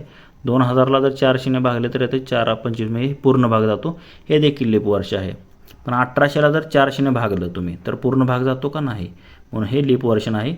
आणि 1980 हे काही शतकमध्ये नाही तर त्याला जर तुम्ही 4ने भागलं तर 4ने पूर्ण भाग जातो. म्हणून हे लीप वर्ष आहे. 1980 आहे लीप वर्ष. 1600 आहे. 2000 आहे. पण 1800 याला 400ने भाग जात नाही म्हणून ते लीप वर्ष नाही. म्हणजे आपलं या प्रश्नाचे योग्य उत्तर काय असायला हवं तर 1800 हे लीप वर्ष नाही. जे की तुम्हाला ऑप्शन सी मध्ये दिलेलं आहे तेच आपलं या प्रश्नाचे योग्य उत्तर असेल. पुढील प्रश्न पाहूयात. प्रश्न क्रमांक 47. खालील शब्दांची योग्य क्रमवार मांडणी करणारा पर्याय ओळखा. तर बघा अ मध्ये दिले पाऊस, ब मध्ये मान्सून, क मध्ये बचाव, ड मध्ये पूर, ई मध्ये स्मॉल ई म्हणजे ऱ्हस्व ई मध्ये निवारा आणि दीर्घ ई मध्ये सुटका असं दिलेलं आहे तुम्हाला. तर याची क्रम कसा असेल पहा. तर आता इथे जर तुम्ही पाहिलं तर पहिल्यांदा सुरुवातीला काय मान्सून येतो म्हणजे ब हे पहिल्यांदा असणार आहे मान्सून. त्यानंतर काय होतं मान्सून जर आगमन झाल्यानंतर पाऊस येतो. मग पाऊस मग ब मध्ये दिले म्हणून ब नंतर येईल आता इथे जर तुम्ही पाहिलं तर सुरुवातीला ब आणि दुसऱ्यांदा जर पाहिलं तर इथे ए बी डी हे पर्याय जे आहे तर ते सरळच कारण सुरुवातीला त्यांच्या ब नाही तर हे कट होतं. डायरेक्ट तुमचं पुढचं जर ऑप्शन बघायची सुद्धा गरज नाही. सी मध्ये दिलेलं आहे बघा. ब नंतर म्हणजे मान्सून नंतर पाऊस. त्याच्यानंतर काय होतं पूर येतो. तर पुरानंतर काय होतं मग बचाव कार्य सुरू होतं. बचाव कार्य सुरू झाल्यानंतर त्यातल्या लोकांचे बचाव करून त्यांची सुटका केली जाते आणि मग त्यांना कुठेतरी निवारा या ठिकाणी निवारा दिला जातो. म्हणजे याप्रमाणे ब ड क ई हे सी मध्ये दिलेलं आहे. तेच या प्रश्नाचं योग्य क्रम असणार आहे. पुढील प्रश्न पाहूयात. प्रश्न क्रमांक 48. काल गुरुवार होता, उद्या 15 तारीख आहे, तर पुढच्या शनिवारी कोणती तारीख येईल? तर बघा, काल गुरुवार होता, मग आज कोणता वार असणार आहे? तर आज असणार आहे शुक्रवार असणार आहे. तर आज असणार आहे शुक्रवार. मग उद्या 15 तारीख आहे, मग आज किती तारीख असणार आहे? तर आज शुक्रवार आहे, तर आज शुक्रवारी 14 तारीख असणार आहे. तर आपलं काय म्हणणे, पुढच्या शनिवारी कोणता वार असेल? तर उद्या किती तारीख आहे? 15 तारीख आहे. हा 14 तारीख शुक्रवारी आहे, 15 तारखेला कोणता वार असणार आहे? शनिवार असणार आहे. मग आपल्याला काय म्हणणे, पुढच्या शनिवारी किती तारीख असेल? या 15मध्ये 7 ॲड करा, 15 आणि 7 किती होतात? 22 होतात. पुढच्या शनिवारी कोणती तारीख असेल? तर ती 22 असेल. तर 10 ते 20 सेकंदात हे गणित तुमचं सॉल्व्ह होईल. ऑप्शन बीमध्ये दिलेलं आहे 22, तेच या प्रश्नाचं योग्य उत्तर असेल. पुढील प्रश्न पाहूयात. प्रश्न क्रमांक 49. सुशीला विनास म्हणाली, सुशीला कोणाला म्हणाली? विनास म्हणाली, तू माझ्या सुनेची मुलगी आहेत, तू माझ्या सुनेची मुलगी आहेस. तर सुशीला ही विनाची कोण? जेव्हा असे नातेसंबंधावरती विचारतात तेव्हा आपल्या नात्यामध्ये तुम्ही जर ठेवून काढलं तर लगेच ॲन्सर मिळून जातं. बघा, तू माझ्या सुनेची मुलगी, आता तिच्या सुनेची मुलगी माहिती ती कोण झाली? नात झाली. मग सुशीला विनाची कोण झाली? तर ती आजी होणार आहे. आजी आणि नातीचा इथे संबंध दिलेला आहे. बघा, ऑप्शन एमध्ये दिलेला आहे, तेच या प्रश्नाचं योग्य उत्तर असेल. पुढील प्रश्न पाहूयात. प्रश्न क्रमांक 50. बघा काय दिलेलं आहे. एका बुद्धिबळ खेळाच्या सामन्यामध्ये 6 खेळाडू प्रत्येक खेळाडूंबरोबर केवळ एकदाच खेळणार आहेत, तर सामन्यात किती खेळ होईल?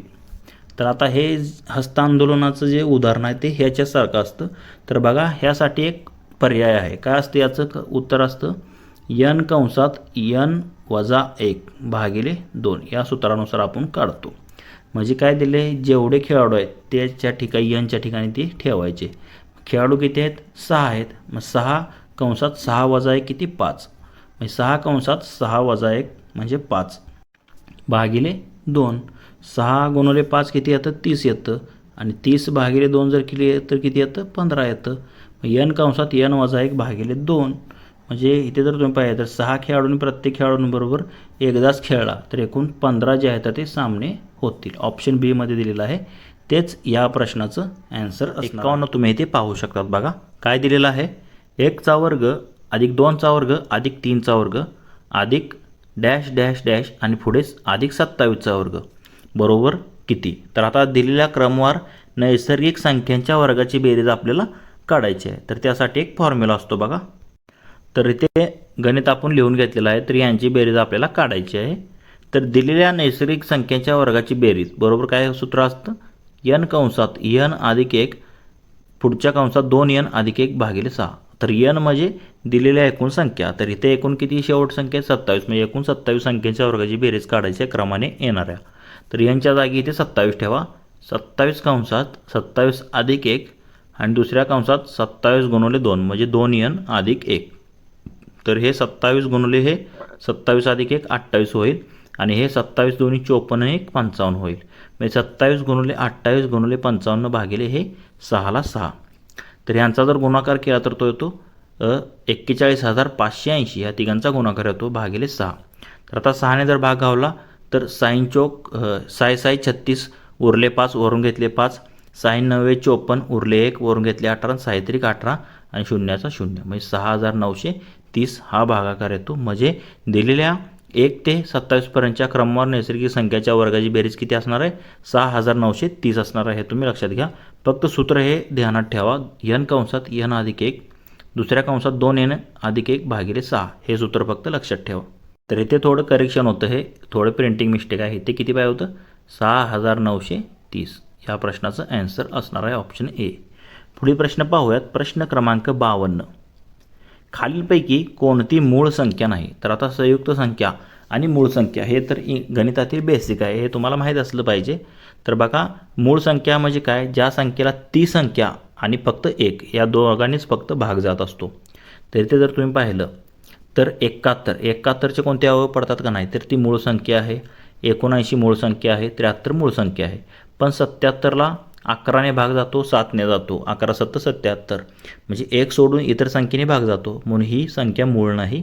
तेच आपल्या या प्रश्नाचा ॲन्सर असणार आहे. डीमध्ये दिलं आहे. तर 77 ही मूळ संख्या नाही. पुढील प्रश्न पाहूयात. प्रश्न क्रमांक 53. खालीलपैकी अवास्तव संख्या कोणती? तर आता तुम्हाला सुरुवातीला आधी वास्तव संख्या आणि अवास्तव संख्या याबद्दल माहीत असणं गरजेचं आहे. तर बघा, वास्तव संख्या म्हणजेच त्याला आपण रिअल नंबर म्हणतो. तर म्हणजे काय असतं, संख्या रेषेवर त्या दर्शवता येणाऱ्या सर्व परिमेय म्हणजेच रॅशनल व अपरिमेय म्हणजे इररॅशनल संख्याचा समूह होय. म्हणजे ज्या संख्या आपण संख्या रेषेवर दर्शवू शकतो, म्हणजे शून्याच्या डावीकडे आणि शून्याच्या उजवीकडे अशा ह्या संख्या असतात. तर उदाहरण जर पाहायचं झालं तर 0 आहे, 1 आहे, -5 आहे, 2/3 आहे, √3 आहे, पाय आहे, 1 आहे, 6 आहे. तर या प्रकारच्या संख्या ज्या आहेत तर त्या संख्या रेषेवर दर्शवता येतात, म्हणून त्याला काय म्हणतो आपण, वास्तव संख्या म्हणतो. या उलट काय असतं, अवास्तव किंवा काल्पनिक त्याला संख्या म्हणतो. अवास्तव म्हणजेच काय, काल्पनिक संख्या. तर त्यालाच इमॅजिनरी किंवा कॉम्प्लेक्स नंबर असे म्हणतात इंग्लिशमध्ये. तर अशा संख्या आहेत ज्यांचा वर्ग ऋण असतो आणि त्या संख्या रेषेवर दाखवता येत नाहीत. म्हणजे त्या वर्गमुळात जर समजा कोणती संख्या -5, -6 अशी काहीतरी दिली असेल तर त्याला आपण काय म्हणतो, तर इमॅजिनरी किंवा अवास्तव संख्या असं म्हणतात त्याला. त्या संख्या रेषेवर दाखवता येतात का, √-5, √-10 तर नाही येत, म्हणून त्याला इमॅजिनरी म्हणजे अंडररूटमध्ये येणाऱ्या पण निगेटिव्हमध्ये येणाऱ्या त्या संख्येला अवास्तव संख्या म्हणतात. तर बघा, अंडररूटमध्ये धन आहे 512 म्हणजे हे वास्तव संख्या आहे. √27/9 ही वास्तव आहे. √7 ही वास्तव आहे. पण अंडररूटमध्ये वजामध्ये जे आले तर ती इमॅजिनरी काल्पनिक म्हणजे अवास्तव संख्या आहे, जे की ऑप्शन सी मध्ये तुम्हाला दिलेलं आहे. तर अवास्तव म्हणजेच काल्पनिक संख्या. बघा, ऑप्शन सी त्याचं योग्य आन्सर असणार आहे. पुढील प्रश्न क्रमांक 54. तर सिम्प्लिफिकेशन दिलेलं आहे बघा. -325 अधिक कंसामध्ये -108 परत अधिक परत कंसामध्ये 25 परत वजा कंसात 107 आणि -124 तर बरोबर काय, हे पुढं आपल्याला हे आपण कशाने सोडतो, bracket of division, multiplication, addition आणि सबट्रॅक्शन म्हणजे बॉडमॉस रूलने हे आपण सोडवतो. तर आता जे काय दिले ते आपण इथे घेतलेलं आहे बघा. -325 अधिक कंसात -108 अधिक कंसात 25 वजा परत 107 वजा 124 आहे. तर सुरुवातीला आतमधील कंस कोणता आहे, कंसामध्ये वजा 107 वजा 124. तर 124 ही संख्या मोठी आहे म्हणून 124मधून 107 गेले, राहिले 17. पण मोठी संख्या 124 आहे, तिचं वजा चिन्ह आहे म्हणून हे -17 आलं. परत हे बाकीचे सगळे आहे असे आपण घेतले. आता काय राहिलं, हे 25 वजा 17. आता वजा कंसात वजा गुणिले वजा असतं, वजा गुणिले वजा काय येतं, अधिक येतं, म्हणजे हे अधिक होणार. म्हणजे -325ला -325 अधिक कंसात -108ला -108 अधिक हे 25 आणि 17 किती होतात, 42 होतात. आता -108 आणि अधिक 42. आता मोठं काय आहे, 108 आहे. 108मधून 42 गेले, राहिले 76. पण मोठ्या संख्येचं चिन्ह काय, वजा आहे म्हणून हे -76. आता राहिले काय, -325 आणि -76. आता -325 ह्या दोघांच्यामध्ये अधिक चिन्ह आहे, मग ह्या दोन्हीही वजा होतील. म्हणजे -325 अधिक -76 दोघांची बेरीज किती येणार आहे, -391. तेच आपलं या प्रश्नाचं योग्य उत्तर असणार आहे. -391 तुम्हाला ऑप्शन ए मध्ये दिले बघा, तेच या प्रश्नाचं योग्य उत्तर असेल. पुढील प्रश्न पाहूयात. प्रश्न क्रमांक 55. तर रोमन अंकावरती आधारित प्रश्न आहे बघा. XX V परत ही अशी एक संख्या दिली आहे, -4/3 दिलेला आहे. आता इथे जर तुम्ही पाहिलं तर XX V आणि ट्रिपल आहे, ह्या संख्येला काय म्हणतो, x काय असतं, हे 20 असतं. XX म्हणजे 20 आणि हे V म्हणजे 5 म्हणजे 25 आणि पुढचे 3 28. हे किती झालं, 28. बघा, 28 वजा हे 4, 28 वजा 4 आणि हे भागिले 3. आता 28मधून 4 गेले किती राहतात, 24 आणि 24 भागिले हे 3, 3 1 3, 3 8 24. म्हणजे प्रश्नचिन्हाचा काय यायला पाहिजे, 8 यायला पाहिजे. तर 8 हे रोमन लिपीमध्ये कसं येतो, फी आणि RRI. तर हे ऑप्शन ए मध्ये दिलेलं आहे, तेच या प्रश्नाचं योग्य आन्सर असणार आहे. काय येणार आहे याचा आन्सर, 8 येणार आहे, जे की रोमन लिपीमध्ये ऑप्शन ए मध्ये दिलेलं आहे. पुढील प्रश्न पाहूयात. प्रश्न क्रमांक 56 बघा. तर खालीलपैकी अयोग्य जोडी ओळखा. तर आता काही घातांकाचे नियम आहेत ते तुम्हाला माहीत असले गरजेचं आहे. बघा, ए मध्ये काय दिलेलं आहे, एचा घातांक 0 बरोबर ए दिलेला आहे. तर हे बरोबर आहे का, तर हे चुकीचं आहे. तर एचा घातांक 1 बरोबर काय असतं, ए असतं. पण एचा घातांक 0 बरोबर काय असतं, याचं आन्सर 1 असतं. तर त्यांनी ए दिलेलं आहे म्हणून हे एच आपल्या या प्रश्नाचं योग्य आन्सर असेल, तर ते चुकीचं दिलेलं आहे. तर इतर देखील पर्याय आपण पाहूयात बघा. एचा घातांक x बरोबर 1 एचा घातांक वजा x हे बरोबर आहे. बीमध्ये दिलेलं आहे एचा घातांक x गुणिले बीचा x बरोबर a गुणिले b कंसाचा घातांक x हे देखील बरोबर दिले. परत एचा घातांक x भागिले एचा घातांक y. तर भागाकारात असेल तर आपण काय करतो एचा घातांक x वजा y पाया समान असेल तर. म्हणजे हे बी सी डीमध्ये दिलेलं योग्य आहे. पण एचा घातांक 0 बरोबर काय असतं 1 असतं. म्हणून हेच आपलं या अयोग्य जोडी असणार आहे ऑप्शन एमधील. तसेच मित्रांनो तुम्हाला जर या पेपरची PDF हवी असेल तर आपले टेलिग्राम चॅनल आहे. त्याची लिंक तुम्हाला डिस्क्रिप्शन बॉक्समध्ये भेटून जाईल. तिथे तुम्ही टेलिग्राम चॅनल जॉईन करा व याची फ्रीमध्ये तुम्हाला PDF भेटून जाईल. तर प्रश्न क्रमांक 57 बघा. तर इथे देखील 4 स्टेटमेंट दिले आहेत तुम्हाला, 4 विधाने दिलेली आहेत. तर त्यातलं अयोग्य म्हणजे चुकीचं विधान तुम्हाला ओळखायचं आहे. बघा पहिलं विधान काय दिलेलं आहे, व्यावहारिक अपूर्णांकात चिन्ह हे संपूर्ण अपूर्णांकाचे चिन्ह असते. तर बरोबर आहे. व्यवहार्य अपूर्णांक म्हणजे काय आता व्यवहार्य अपूर्णांक जी अपूर्णांक संख्या आहे त्याला जे चिन्ह दिलं असतं अधिक देऊ का वजा देऊ ते संपूर्ण जे असतं तर ते अपूर्णांकात असतं. म्हणजे वजा 4/3 जर असं असेल तर हे 3चं सुद्धा वजा चिन्ह असतं. हे पूर्ण कंसाचं चिन्ह वजा असतं हे असं यामध्ये म्हटलेलं आहे. म्हणजे ऑप्शन 1 मध्ये दिलेलं आहे ना ते योग्य आहे. आपल्याला अयोग्य शोधायचं आहे. बीमध्ये बघा कोणतीही संख्या भागिले 0 याचे उत्तर अनंत असते म्हणजे इन्फिनिटी असतं. बरोबर आहे. कोणत्याही संख्या तुम्ही कॅल्क्युलेटर वर सुद्धा 1/0 करून बघा तुम्हाला एरर दाखवणार म्हणजे त्याचं ॲन्सर निघत नसतं, त्याचं उत्तर अनंत असतं इन्फिनिटी असतं. हे देखील बरोबर आहे. सीमध्ये बघा काय दिलेलं आहे, तर 0 भागिले कोणतीही संख्या बरोबर 0 असतं. तर हे देखील बरोबर आहे. 0ला कोणत्याही संख्येनं भागलं किंवा गुणलं तर त्याचं ॲन्सर काय असतं 0च असतं. हे देखील विधान योग्य आहे.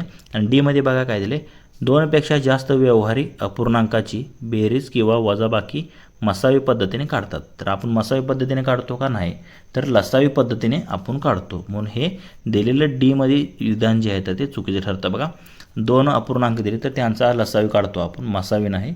तर हे डीमध्ये दिलेलं आहे तर ते चुकीचं ठरतं. तेच आपल्या या प्रश्नाचं ॲन्सर असणार आहे. अयोग्य विधान ऑप्शन डीमध्ये दिलेलं आहे. पुढील प्रश्न पाहूया. तर सिम्प्लिफिकेशनवरती प्रश्न आहे बघा. 0.9 गुणिले 0.09 गुणिले 0.009 भागिले 0.0009. तर असं जेव्हा दिलेलं असं त्यावेळेस काय करायचं, पॉईंटच्या पुढची फक्त घरे मोजायची, बाकी काय करायचं नाही सुरुवातीला. बाकी काय तुम्हाला कॅल्क्युलेशन करायची गरज नाही. तर 0.9 म्हणजे इथे पॉईंट, इथे एक पॉईंट आहे 0.09 म्हणजे हे 2 आणि हे 3, 3 आणि 2 5 आणि 1 6. मग पॉईंटच्या पुढे 6 घर आहेत, इथे 6 लिहून टाकायचं. आणि इथे पॉईंटच्या पुढे 3 0 आणि 9 म्हणजे किती 4 घर आहेत. बघा 6 भागिले म्हणजे इथे 6 शून्य आहेत, हे पॉईंटच्या घरी 4 घर आहेत.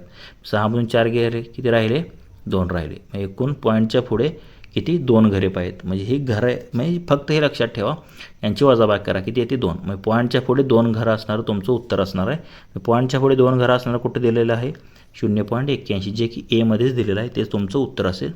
तर ह्या तिघांची जर गुणाकार केला तुम्ही 9 गुणिले 9 गुणिले बघा हे 9 गुणिले 9 गुणिले 9 आणि हे भागिले 1 खाली 9 राहतं. 1 9 कटलं काय आलं 9 9 81. फक्त ह्याला तुम्हाला काय करायचं आहे किती घरे पॉईंटच्या पुढे 2 घरे म्हणून या 81च्या पुढे 2 घरे सोडून लावला म्हणजे 81 येतं. असं तुमच्या आता लक्षात आलं असेल. तर ऑप्शन एमध्ये दिलेलं आहे तेच या प्रश्नाचं योग्य उत्तर असणार आहे. पुढील प्रश्न पाहूयात. प्रश्न क्रमांक 59.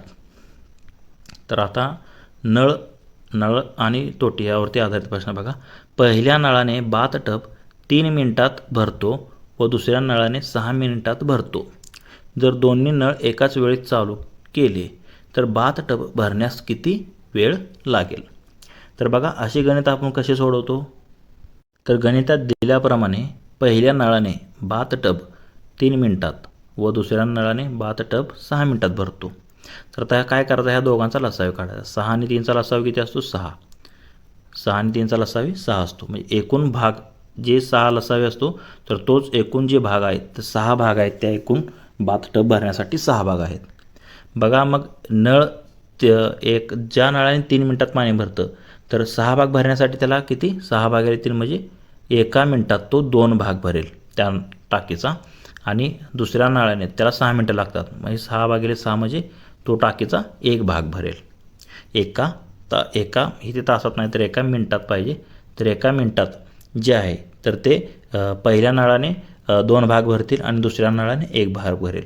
मग दोघांनी जर मिळून जर चालू केले तर 1 मिनिटात ह्या नळाने 2 भाग आणि ह्या नळाने 1, 2 ने किती एकूण 3 भाग भरतात. बघा एका मिनटात त्या टाकीचे 3 भाग भरतात. तर एकूण टाकी किती आहे 6 भागाची आहे. मग 6 भाग टाकीचे भरण्यासाठी एकूण भाग भागिले एका मिनटात दोन्ही नळाने भरणारे भाग म्हणजे 6 भागिले हे 3 भाग भरतात एका मिनटात. म्हणजे 6 भागिले 3, 3 दुनी 6 म्हणजे 2 मिनटे जे आहेत तर तो हौद किंवा तो बाथटब भरण्यासाठी दोन्ही नळ एकाच वेळी चालू केले तर 2 मिनिटे लागतील. तेच आपल्या या प्रश्नाचं उत्तर असेल. तर पहा 2 मिनिट हे ऑप्शन बी मध्ये दिलेलं आहे. तेच या प्रश्नाचं उत्तर असणार आहे. पुढील प्रश्न पाहूयात. प्रश्न क्रमांक 60. 8 मजूर रोज 4 तास काम करून एक काम 10 दिवसात पूर्ण करतात. तेच काम 20 मजूर रोज 4 तास काम करून किती दिवसात पूर्ण करतील. तर आता इथे काम सेम दिलेलं आहे, फक्त आपल्याला मजूर आणि दिवसांची संख्या आहे ती वेगळी दिलेली आहे. तर गणितात दिल्याप्रमाणे बघा सुरुवातीला किती 8 मजूर होते तर त्याला आपण M1 म्हणतो. रोज किती तास काम करतात तर रोज 4 तास म्हणजे T1 बरोबर 4 तास आणि किती दिवसात संपवतात तर 10 दिवसात म्हणजे D1 बरोबर 10 दिवस दिलेलं आहे. आणि काम जे आहे तर ते पहिलं आणि दुसरं हे काम सेम आहे म्हणून ते काय त्याचा आपण ग्राह्य धरू शकत नाही कारण दोन्ही वर्ग सेम आहे, तेच काम आहे म्हटल्यावर. आता तेच काम काय करतात 20 मजूर म्हणजे M2 रोज 4 तास काम करतात म्हणजे T2 दिलेला आहे तुम्हाला 4 तास. तर तेच काम 20 मजूर 4 तास काम करून किती दिवसात संपवतील म्हणजे हे D2 आपल्याला काढायचं आहे. बघा फॉर्म्युला काय असतो M1 D1 T1 भागिले W1 बरोबर M2 T2 D2 भागिले W2. W1 आणि W2 कट होणार कारण ते समान दिलेलं आहे. आता M1 किती आहे 8, D1 आहे 10 आणि T1 आहे 4 भागिले हे 1 होतं म्हणून हे कट झालं 1 1 तेच काम आहे म्हणून बरोबर काय M2 किती आहे बघा 20, D2 काढायचं आहे आणि T2 आहे 4. तर आता हे 20 आणि 4 हे D2ला गुणाकारात आहेत इकडे भागाकारात येतील. हे 8 10 किती हे 4ला 4 कट झालं बघा हे 4ला 4 कट झालं 8 10 हे 80 भागिले हे 20 इकडे जाईल भागाकारात. शून्याला शून्य गेले बे की बे बेचोक 8 म्हणजे D2 बरोबर किती आलं तुमचं 4 दिवस. म्हणजे 20 मजुरांना 4 तास रोज काम करून म्हणजे 4 तास काम करून ते 4 दिवसात ते काम संपवतील. तेच याचं ॲन्सर असणार आहे 4 दिवस. तर 4 दिवस तुम्हाला हे ऑप्शन सी मध्ये दिलेलं आहे तेच या प्रश्नाचं उत्तर असेल. पुढील प्रश्न पाहूयात. प्रश्न क्रमांक 61. ABCD यांचे मासिक सरासरी उत्पन्न 48,000 रुपये आहे. जर त्यांच्या उत्पन्नाचे गुणोत्तर 5 9 4 2 असेल तर Cचे उत्पन्न किती. तर आता ABCD यांचं गुणोत्तर दिले आणि त्यांचे सरासरी देखील उत्पन्न दिलेलं आहे चौघांचं. तर यावरून आपल्याला Cचे उत्पन्न किती आहे ते काढायचं आहे. तर आता गणितात दिल्याप्रमाणे तुम्ही इथे पाहू शकतात. आपल्याला काय दिले ABCDचं गुणोत्तर दिले 5 9 4 2 आणि सरासरी उत्पन्न दिले ABCDचं किती 48,000 दिलेलं आहे. मग चौघांचं एकूण उत्पन्न किती असेल सरासरी उत्पन्न जर 48 असेल तर चौघांचं एकूण उत्पन्न 48,000 गुणिले 4 म्हणजे 1,92,000 हे जे आहे तर ते चौघांचे उत्पन्न असणार आहे. म्हणजे चौघांच्या उत्पन्नाची बेरीज असेल 1,92,000. तर आता बघा ते जर आपण समप्रमाणात घेतले म्हणजे Aचं उत्पन्न हे 5x मानलं, Bचं 9x, Cचं 4x आणि Dचं 2x हे असं आपण मानू. आता चौघाचे उत्पन्न किती आहे 1,92,000.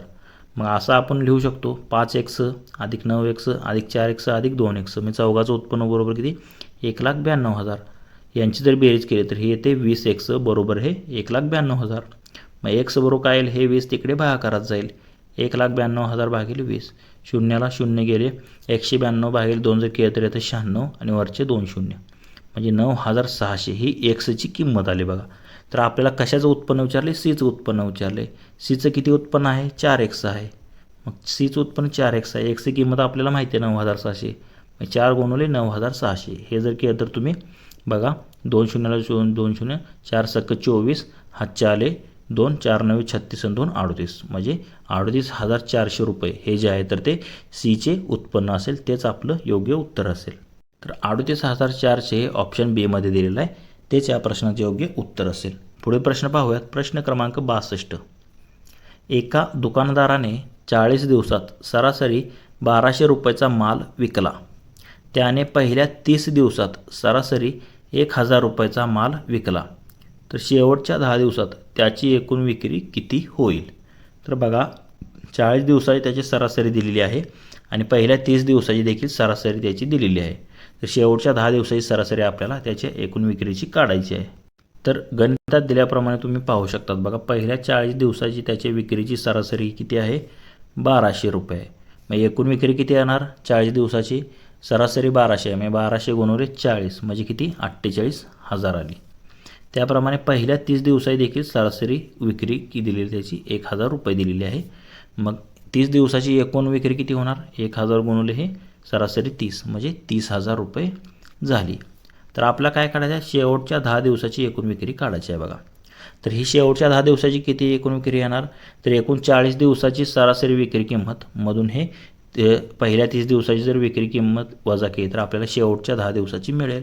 40 दिवसाच्या आत्ताच आपण काढले 48,000 आणि पहिल्या 30 दिवसाची 30,000. तर 48मधून 30,000 गेले, राहिले किती, 18,000. त्याचं आपलं उत्तर असणार आहे. शेवटच्या 10 दिवसांची एकूण त्याची विक्री किती असणार आहे, 18,000 रुपये असेल. तर 18,000 हे ऑप्शन एमध्येच दिलेलं आहे, तेच याचं उत्तर असणार आहे. पुढील प्रश्न पाहूयात. प्रश्न क्रमांक 63. बघा काय दिलेलं आहे. मागील वर्षी 46 रुपये किलोला मिळणारी साखर यावर्षी 43 रुपये किलो दराने मिळते. तर साखरेच्या किमतीत शेकडा घट सांगा. मग शेकडा तोटा किती झाला की म्हणजे घट किती झाली बघा. 46 आणि 43, आधी 46 रुपये किलो होती मागच्या वर्षी, यावर्षी झाली 43 म्हणजे स्वस्त झाली. मग कितीने स्वस्त झाली, 46मधून हे 3 रुपयाने स्वस्त झाली. किती होती सुरुवातीला, 46 होती म्हणून भागिले 46. आता हे टक्केवारीमध्ये काढायचं आहे, गुणिले 100. आता ह्याची जर टक्केवारी तुम्ही जर काढली तर त्याची येते 6.52%. तुम्ही काढून बघा. तर पॉईंटमध्ये येते 6.52, जे की ऑप्शन बीमध्ये आपल्याला दिलेले आहे. तर एकूण घट किती होणार आहे त्याच्या साखरेच्या किमतीतील शेकडा, तर 6.52% घट होईल, ऑप्शन बी. पुढील प्रश्न पाहूयात. प्रश्न क्रमांक 64. एका परीक्षेत 80% विद्यार्थी इतिहासात उत्तीर्ण झाले, त्याच परीक्षेत 65% विद्यार्थी इंग्रजीत उत्तीर्ण झाले. दोन्ही विषयात मिळून 72% विद्यार्थी उत्तीर्ण झाले. तर एकूण अनुत्तीर्ण विद्यार्थी किती, तर एकूण अनुत्तीर्ण विद्यार्थ्यांची संख्या आपल्याला काढायची आहे. तर बघा, गणितात दिल्याप्रमाणे तुम्ही पाहू शकता, 80% काय आहे इतिहासात आणि 65% विद्यार्थी इंग्रजीत, म्हणजे एकाच परीक्षेत ते नापास झाले. एकच परीक्षा होती, त्यात इतिहासात 80% आणि इंग्रजीत 65% विद्यार्थी जे आहेत ते पास झालेत. आता दोन्ही विषयात उत्तीर्ण किती आहेत, दोन्हीमध्ये मिळून 72% हे काय इतिहास आणि इंग्रजी म्हणजे दोन्ही विषयात मिळून उत्तीर्ण झालेत. आता टक्केवारीची गणना आपण कशी करतो, तर ह्या इतिहासात पास झालेले विद्यार्थी अधिक इंग्रजीत पास झालेले विद्यार्थी यांची टक्केवारीमधून दोन्ही विषयात उत्तीर्ण झालेल्यांची टक्केवारी जी आहे तर ते आपण वजा करतो. म्हणजे 80 अधिक 65 वजा 72. 80 आणि 65 145 वजा 72 किती येतं, 73%. हे 73% काय येतं, तर किमान एक विषयात उत्तीर्ण असणारे विद्यार्थी, किमान 1% उत्तीर्ण असणारे किती आहेत, 73% विद्यार्थी आहेत. मग विद्यार्थी उत्तीर्ण झालेले आहेत 73%. मग किमान एक विषयात अनुत्तीर्ण असणारे विद्यार्थी काय असणार आहेत, तर एकूण किती असतात विद्यार्थी, 100%. मग 100% म्हणून हे उत्तीर्ण विद्यार्थी 73% गेले, तर राहिले किती, 27%. तेच आपल्याला विचारलेलं आहे. तर किमान एक विषयात अनुत्तीर्ण असणारे विद्यार्थी किती असणार आहेत, तर 27% असतील. तेच या प्रश्नाचं उत्तर असेल. तर बघा, 27% ऑप्शन बीमध्ये दिलेलं आहे, तेच या प्रश्नाचं उत्तर असणार आहे. पुढील प्रश्न पाहूयात. प्रश्न क्रमांक 65. एक फळ विक्रेता त्याच्याकडील 60% पेरू विकतो व त्यानंतर त्याच्याकडे 780 पेरू उरतात, तर त्याच्याकडे विक्री आधी एकूण किती पेरू होते. बघा, 60% विकल्यानंतर त्याच्याकडे किती राहणार आहेत, 100मधून 60 गेले 40% राहणार आहेत. म्हणजे 40% बरोबर तुम्हाला किती पेरू आहेत, 780 पेरू त्याच्याकडे उरतात असं दिलेलं आहे. तर 100% त्याच्याकडे पेरू किती होते हे आपल्याला काढावं लागेल. तर बघा, गणितात दिल्याप्रमाणे 60% पेरू विक्रीनंतर 780 शिल्लक राहिले. आता 100मधून 60% गेले किती राहिले, 40%. 40% शिल्लक बरोबर 780 आहेत. मग 40ला 780 तर 100ला किती आपल्याला काढायचं, तर ते x मानू. तर तिरकस गुणाकार केला तर 40 गुणिले x 40x बरोबर 780 गुणिले 100. x बरोबर काय येतं, 780 गुणिले 100 भागिले 40. शून्याला शून्य गेले, तर ह्याचा जर तुम्ही भागाकार केला तर येतो 1950. म्हणजे 1950 पेरू जे आहेत तर ते सुरुवातीला त्याच्याकडे होते. 60% विक्रीनंतर 780 शिल्लक राहतील. तर 1950 तुम्हाला ऑप्शन एमध्ये दिलेलं आहे, तेच या प्रश्नाचं उत्तर असणार आहे. पुढील प्रश्न पाहूयात. प्रश्न क्रमांक 66. अमितने 6,500 रुपयाने खरेदी केलेला परफ्यूम 8,100 रुपयाला विकला, तर त्याला शेकडा नफा किती झाला. बघा त्याने घेतला आहे कितीला, खरेदी किंमत दिली आहे 6,500 आणि विकला आहे 8,100 रुपयाला. तर शेकडा नफा आपल्याला काढायचा आहे. तर बघा गणितात दिल्याप्रमाणे अमितने परफ्यूम कितीला खरेदी केला आहे, त्याची खरेदी किंमत 6,500 रुपये आहे आणि तो विकला आहे कितीला, तर तो विकला आहे 8,100 रुपयाला. मग नफा किती झाला त्याला, 8,100 हे विक्री किमतीमधून तुम्हाला ही 6,500 खरेदी किंमत वजा केली, म्हणजे विक्री वजा खरेदी किंमत बरोबर नफा असतं, म्हणजे 1,600 रुपये त्याला नफा झाला आहे. तर तो शेकडा किती झाला आपल्याला काढायचा आहे. तर शेकडा नफा बरोबर काय असतं, नफा भागिले खरेदी किंमत गुणिले 100. नफा झाला आहे 16, खरेदी किंमत आहे 6,500 गुणिले 100. 2 शून्याला ह्या 2 शून्य गेल्या आणि हे जर सोडलं तर येतं 24.61%. म्हणजे हे टक्केवारीमध्ये शेकडा नफा विचारायला येतो 24.61%. तर 24.61% तुम्हाला ऑप्शन डीमध्ये दिले बघा, तेच या प्रश्नाचं उत्तर असणार आहे. पुढील प्रश्न पाहूयात. प्रश्न क्रमांक 67.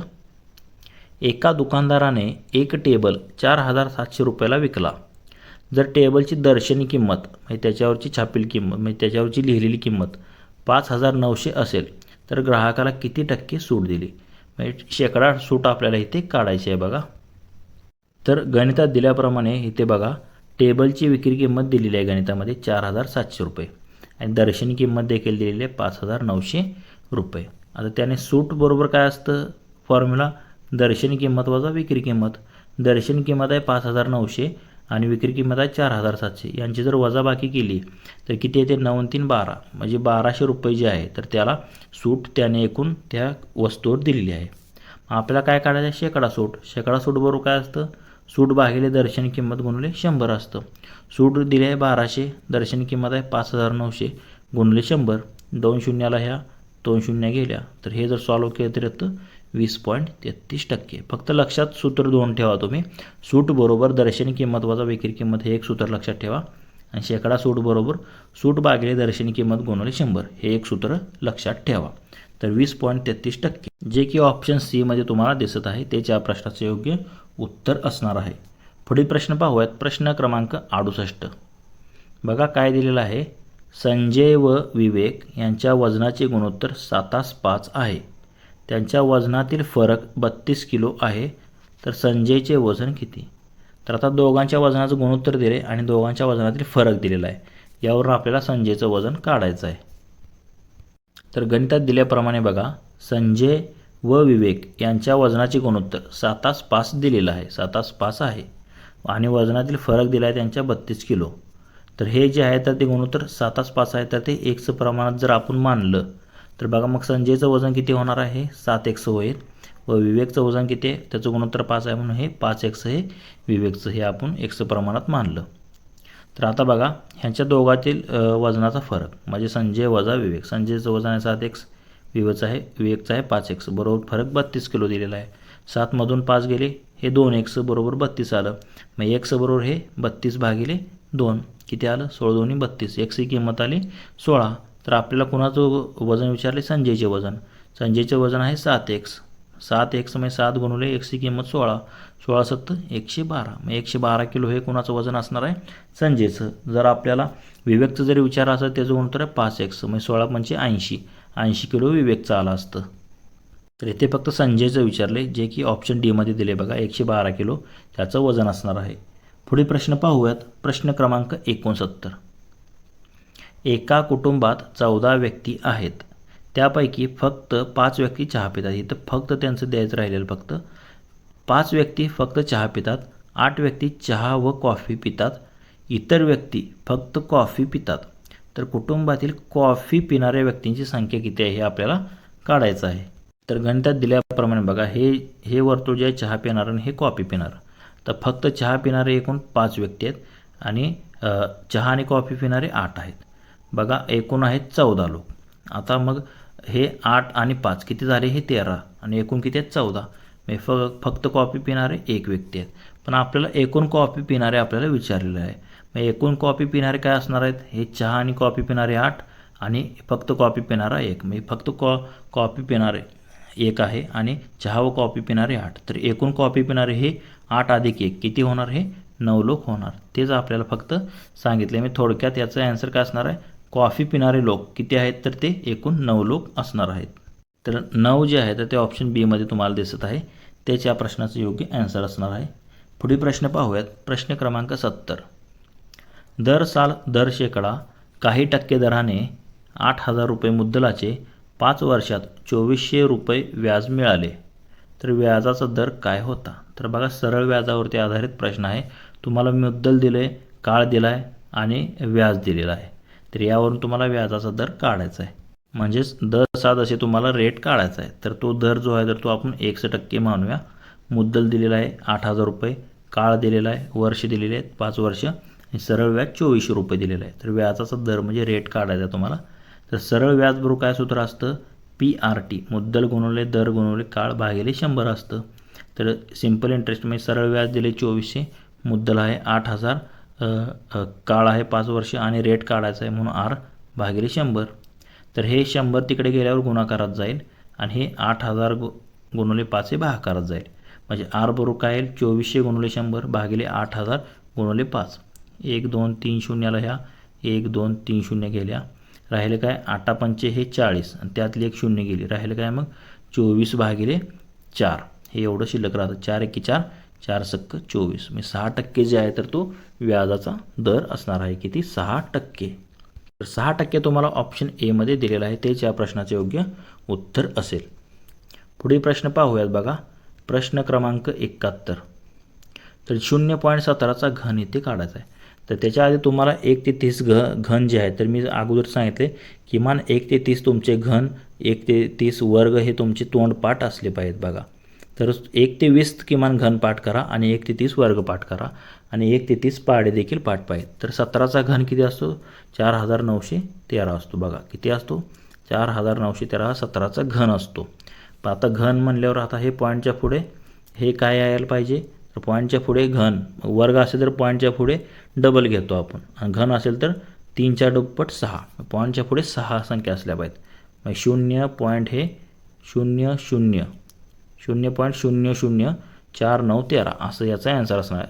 पॉईंटच्या पुढे 6 घरं कुठे दिसत आहेत बघा. तर हे एकच पर्याय तुम्हाला दिसत आहे ऑप्शन बीमध्ये, ज्याच्यामध्ये तुम्ही जर पाहिलं तर पॉईंटच्या पुढे 6 घरे आहेत. इथे सीमध्ये बघा 5 घरे आहेत. फक्त घरांची संख्या मोजा, डायरेक्ट ॲन्सर येईल. पॉईंटच्या पुढे 6 घरे ऑप्शन बीमध्ये दिसत आहेत आणि त्याचा जर वर्ग माहीत असेल तर म्हणजे घन 4,913 असतो. हे देखील लक्षात घ्या. ऑप्शन बी या प्रश्नाचे योग्य उत्तर असणार आहे. पुढील प्रश्न क्रमांक 72. तर असाच प्रश्न आहे बघा. वर्गमुळात 0.0289. तर आता वर्गमुळात आहे म्हणजे 289 कशाचा वर्ग असतो? तर तो 17चा असतो. तर इथे 17 लिहून घ्यायचं. तर आता बघा वर्गमुळात 0 पॉईंटच्या पुढे 4 घर आहेत. वर्ग म्हणल्यावर आपण काय करतो? तर त्याचा 2 वेळेस गुणाकार करतो. म्हणून पॉईंटच्या पुढे 2 असलेला पर्याय कुठं आहे बघायचा. पॉईंट 17 जे आहे तर याचा ॲन्सर असणार आहे. पॉईंट 17चा जर तुम्ही म्हणजे वर्ग केला तर तो किती होतो? 0.0289 येतं आणि त्याचं वर्गमूळ परत जर तुम्ही काढलं तर येतं 0.17. तर 0.17 हे तुम्हाला ऑप्शन एमध्ये दिलेलं आहे. तेच या प्रश्नाचं योग्य उत्तर असणार आहे. पुढील प्रश्न पाहूयात. प्रश्न क्रमांक 73. तर बघा इथे काही संख्या दिलेल्या आहेत. 53, 43, 45, 47 म्हणजे 57, 49, 62 आणि 73 या सामग्रीचा मध्य काढायचा आहे. तर आता मध्य काढण्यासाठी आपण काय करतो? दिलेल्या संख्या ज्या आहेत तर त्या चढत्या क्रमाने किंवा उतरत्या क्रमाने लिहितो. तर आता इथे जर चढत्या क्रमाने मांडल्या तर सर्वात लहान संख्या आधी कोणती आहे? 43. त्यानंतर कोणती आहे? 45. त्यानंतर आहे कोणती? 49 बघा 49. त्यानंतर कोणती आहे? 49 नंतर आहे 53. 53 नंतर पुढे किती आहे? 57. 57 आहे. 57 नंतर 62 आहे. नंतर 73 आहे. तर मध्यक म्हणजे काय असतं? मधली संख्या असते. तर ह्या संख्या किती आहेत एकूण? 1 2 3 4 5 6 7 संख्या आहेत. मी 7 पैकी मधली संख्या 4 नंबरची. मी 43 45 49 मधली संख्या येते 53. इकडून पण मधली संख्या येते 53. म्हणजे मधली जी संख्या येते तो मध्यक असतो. मध्ये कोणती येते? 53 म्हणजे की सीमध्ये दिलेलं आहे. तेच या प्रश्नाचं योग्य ॲन्सर असणार आहे. मध्यक असेल तो 53. पुढील प्रश्न पाहूयात. तर बघा तुम्हाला बेसिक जे सूत्र असतात गणितातले तर ते सूत्र दिलेत आणि त्यापैकी त्यांनी काय विचारलेलं आहे? खालीलपैकी योग्य सूत्र म्हणजे बरोबर सूत्र कोणतं आहे ते विचारलेलं आहे. तर पहिलं सूत्र बघा A अधिक B कंसाचा वर्ग बरोबर काय असतं? ए वर्ग अधिक 2ab अधिक बी वर्ग असतं. तर हे काय दिले, हे चुकीचं दिले, म्हणजे हे चुकीचं आहे. बीमध्ये बघा ए वजा बीचा वर्ग बरोबर काय असतं, ए वर्ग वजा 2ab अधिक बी वर्ग असतं. तर हे देखील चुकीचं दिलेलं आहे. त्याप्रमाणे सीमध्ये काय दिले, ए वजा बी कंसाचा वर्ग, ए वजा बीचा वर्ग अधिक 4ab, हे देखील चुकीचं आहे. मी आता सांगितलं ए वर्ग वजा 2ab अधिक बी वर्ग असतं. हे ए बी सी चुकीचे आहेत. मग राहिले काय ऑप्शन डी, ए वर्ग वजा बी वर्ग बरोबर काय असतं, ए अधिक बी एका कंसात असतं, ए वजा बी दुसऱ्या कंसात. म्हणजे डीमध्ये दिलेलं सूत्र जे आहे तर ते तुम्हाला योग्य दिलेलं आहे. तेच आपला आन्सर असणार आहे. योग्य सूत्र विचारलेलं जे की ऑप्शन डीमध्ये दिलेलं आहे. पुढील प्रश्न पाहूयात. प्रश्न क्रमांक 75. तर बघा, खालील आकृतीतील एकूण रेषाखंडांची संख्या किती. म्हणजे आता हे आपल्याला आकृती दिली आहे बघा इथे. तर यामध्ये रेषाखंडांची संख्या किती आहे. तर असं जेव्हा तुम्हाला प्रश्न विचारतो तेव्हा दोन्ही साईडला जे बाण दाखवले असतात तर ते रेषाखंड म्हणजे पुढे दिलेले असतात. बघा एकूण किती पॉईंट दिलेत, A C A B E D, एकूण किती आहेत 5. मग आता हे डाव्या बाजूला जर त्यांचे जर आपण कॅल्क्युलेट केलं तर डाव्या बाजूला हे 5 आणि उजव्या बाजूला 5, म्हणजे 5 आणि 5 किती होणार, ते एकूण 10 होणार आहेत. म्हणजे एकूण 10 रेषाखंड जे आहेत तर ते दिलेल्या आकृतीमध्ये एकूण 10 रेषाखंड असणार आहेत. उजवीकडे जाणारे 5, डावीकडे जाणारे हे 5, म्हणजे एकूण 10 रेषाखंड असतील, जे की ऑप्शन बीमध्ये तुम्हाला दिलेलं आहे. तेच या प्रश्नाचे योग्य उत्तर असेल. क्रमांक 76 तुम्ही इथे पाहू शकतात. खालीलपैकी कोणती भाषा अभिजात भाषा नाही. तर आता इथे जर तुम्ही पाहिलं तर संस्कृत अभिजात भाषा आहे, उडिया अभिजात भाषा आहे, मल्याळम आहे. पण बंगालीला जो आहे तर नुकतीच मान्यता दिलेली आहे. तर त्यावेळेस जो पेपर होता तर त्या तारखेनुसार 2024ला बंगाली ही अभिजात भाषा म्हणजे मानली गेली नव्हती. एकूण 6 भाषा होत्या अभिजात भाषा. तर त्यामध्ये मराठी, पाली, प्राकृत, बंगाली आणि आसामी या नवीन 5 अभिजात भाषांचा समावेश करण्यात आलेला आहे. तर दिलेल्या म्हणजे पर्यायानुसार त्यावेळी जे आहे तर ती बंगाली भाषा अभिजात नव्हती. पण सध्या एकूण आता 11 ज्या आहेत तर ह्या 6 आणि नवीन ज्या 5 आहेत तर एकूण 11 ह्या ज्या आहेत तर त्या अभिजात भाषा झालेल्या आहेत. त्यामध्ये बंगालीचा देखील समावेश करण्यात आलेला आहे. पण त्यावेळेचा हा पेपर 2024 सालचा होता, त्यामुळे याचं ॲन्सर होतं बंगाली ही अभिजात भाषा नव्हती त्यावेळेस. पुढे प्रश्न पाहूयात. प्रश्न क्रमांक 77. कोणत्या लिपीला सर्व लिपींची जननी म्हणतात. तर आता ऑप्शन आहेत, खरोष्टी लिपी आहे, मोडी लिपी आहे, ब्राह्मी लिपी आहे आणि देवनागरी लिपी. तर ब्राह्मी लिपी अत्यंत प्राचीन लिपी आहे. तिलाच सर्व ज्या लिपी तयार झालेल्या आहेत, देवनागरी, खरोष्टी लिपी, मोडी लिपी, तर त्या सर्वांची जी जननी म्हणजे आई मातृलिपी त्या सर्वांची म्हणतात. कशाला, ब्राह्मी लिपीला म्हणतात, जे की ऑप्शन 2मध्ये दिलेलं आहे. तेच आपलं या प्रश्नाचं योग्य ॲन्सर असणार आहे. तर पुढील प्रश्न पाहूयात. प्रश्न क्रमांक 77. तर प्रश्न क्रमांक 78 पाहूयात. खालीलपैकी कोणता शब्द परिवर्तन संधीचे उदाहरण आहे. म्हणजे परिवर्तन संधीचं उदाहरण असलेला शब्द आहे. तर इथे जर पाहिलं तर बृहद अधिक मुंबई, बृहन्मुंबई झालेला आहे. त्याप्रमाणे मरण अधिक उन्मुख, मरणोन्मुख. त्याप्रमाणे सर्व अधिक देव, सदैव असा झालेला आहे. म्हणजे सर अधिक देव, सदैव असा झालेला आहे. तर ह्या 3 ज्या आहेत तर त्या परिवर्तन संधीमध्ये मोडत नाहीत. पण रक्षण हा जो शब्द आहे तर तो परिवर्तन संधीमध्ये मोडतो. कोणता, रक्षण, जे की ऑप्शन सीमध्ये दिलेला आहे. म्हणजे परिवर्तन होऊन जी संधी तयार होते त्याला आपण परिवर्तन संधी म्हणतो, जे की ऑप्शन सीमध्ये दिलेलं आहे रक्षण. ते परिवर्तन संधीचं उदाहरण आहे. पुढील प्रश्न पाहूयात. प्रश्न क्रमांक 75. तर बघा काय दिलेलं आहे. खालीलपैकी कोणता पर्याय चुकीचा आहे. तर आता 4 पर्याय दिलेले आहेत. तर ऑप्शन एमध्ये दिले बघा. तर प्रश्न क्रमांक 79 आहे हा. तर ऑप्शन एमध्ये दिलेला आहे, विशेष नाम एकवचनी असते. तर बरोबर आहे. विशेष नाम जे असतं तर ते नेहमी एकवचनी असतं. म्हणजे एखाद्या विशिष्ट ठिकाणाला किंवा वस्तूला दिलेलं नाव ज्याला आपण विशेष नाम म्हणतो, जे की एकवचनी असतं. त्याप्रमाणे सीमध्ये जर पाहिले तर भाववाचक नाम जे आहे तर हे देखील एकवचनी असते. तर हे देखील जे आहे तर ते देखील योग्य दिलेलं आहे ते. कारण भाववाचक नामसुद्धा जे असतं म्हणजे सुंदरता हे असं आपण म्हणतो भाववाचक नाम, ते देखील एकवचनी असतं. त्याप्रमाणे विशेष नामाचे लिंग जे आहे तर ते निश्चित असते. बरोबर आहे. विशेष नामाचं लिंग जे आहे तर ते देखील निश्चित असते. म्हणजे ऑप्शन बीमध्ये काय दिले बघा, सामान्य नामाचे अनेक वचन होत नाही. तर हे जे आहे तर ते चुकीचं दिलेलं आहे. सामान्य नावाचं, आता नदी हे सामान्य नाव आहे तर त्याचं अनेक वचन होतं का, तर होतं. नद्या, एक नदी अनेक नद्या. त्याप्रमाणे जर तुम्ही पाहिलं तर एक पर्वत अनेक पर्वत, म्हणजे याचं अनेक वचन होतं सामान्य नामाचं. म्हणजेच हे जे आहे तर ते ऑप्शन बी जे आहे तर ते चुकीचं दिलेलं आहे, होत नाही असं म्हटलं आहे. त्याच्या प्रश्नाचं योग्य आन्सर असेल प्रश्न क्रमांक 79चं आन्सर आहे ऑप्शन बी. पुढील प्रश्न पाहूयात. प्रश्न क्रमांक 80. खालीलपैकी कोणता शब्द स्त्रीलिंगी, पुल्लिंगी तसेच नपुसकलिंगी आहे, म्हणजे तिन्ही लिंगामध्ये येणारा शब्द कोणता? तर इथे जर तुम्ही पाहिलं पोर, मांजर, विणा आणि गाव, तर यापैकी जो ऑप्शन एमध्ये दिलेला आहे पोर, तर हा पोर जो शब्द आहे तर तो तिन्ही लिंगामध्ये वापरला जातो. बघा कोणता? पोर हा शब्द तिन्ही लिंगात वापरतात, त्याचं आपलं ॲन्सर असणार आहे. विणा, त्याप्रमाणे मांजर, मग ती मांजर म्हणतो, ते गाव म्हणतो, हे नपुसकलिंगी, हे स्त्रीलिंगी. त्याप्रमाणे विणा, तो विणा, मग हे पुल्लिंगी. म्हणजे असे हे जे आहे तर ते एकाच लिंगीमध्ये येतात, पण तिन्ही लिंगामध्ये येणार जर तुम्ही पाहिलं तर हे पोर जे आहे तर ते तिन्ही लिंगात येतं. Option A. पुढील प्रश्न पाहूयात. प्रश्न क्रमांक 81. कोणत्या दिवशी मराठी भाषा जागतिक दिन साजरा केला जातो? तर बघा मराठी भाषा जागतिक दिन जो आहे तर तो नुकताच झालेला आहे 27 फेब्रुवारीला. तर 27 फेब्रुवारीला कवी कुसुमाग्रज यांच्या जयंतीनिमित्ताने, म्हणजेच वि वा शिरवाडकर यांच्या जयंतीनिमित्ताने 27 फेब्रुवारी हा जो दिन आहे तर तो जागतिक मराठी भाषा दिन म्हणून साजरा केला जातो, जो की ऑप्शन बीमध्ये दिलेला आहे. आणि महाराष्ट्र दिन आपली स्थापना झाली 1 मेला, म्हणून तो महाराष्ट्र दिन आपण साजरा करतो 1 मेला. 7 एप्रिलला आरोग्य दिन आपण साजरा करतो जागतिक. तर ऑप्शन बी याचं योग्य ॲन्सर असणार आहे 27 फेब्रुवारी. पुढील प्रश्न क्रमांक 82. संजय व्यायाम करत राहील या वाक्यातील क्रियापदाचा काळ ओळखा. तर आता इथे जर तुम्ही पाहिलं तर क्रियापदाचा काळ ओळखा. करत राहील म्हणजे भविष्यात सुद्धा तो जी सध्या क्रिया करतोय तर तो करत राहणार आहे. म्हणजे भविष्यात जे आहे तर तो म्हणजे रीती भविष्यकाळ ज्याला आपण म्हणतो. भविष्यात म्हणजे सातत्य त्या गोष्टीमध्ये त्याच्या राहणार आहे, म्हणून जे की भविष्यात राहणार आहे, करत राहील, म्हणून हा रीती भविष्यकाळाचं उदाहरण आहे. जे की क्रियापदाचा काळ आपल्याला विचारलं होतं कोणता असणार आहे. करत राहील म्हणजेच काय? रीती भविष्यकाळ. करत असे म्हणलं असतं तर भूतकाळ आलं असतं, आणि करत असतो म्हणलं असतं तर रीती वर्तमान काळ आलं असतं. तर करत राहील असं दिलेलं आहे, म्हणून हे रीती भविष्यकाळाचं उदाहरण असणार आहे. पुढील प्रश्न पाहूयात. प्रश्न क्रमांक 83. मनातील भावनांचे उद्रेक ज्या शब्दातून व्यक्त होतात अशा शब्दांना काय म्हणतात?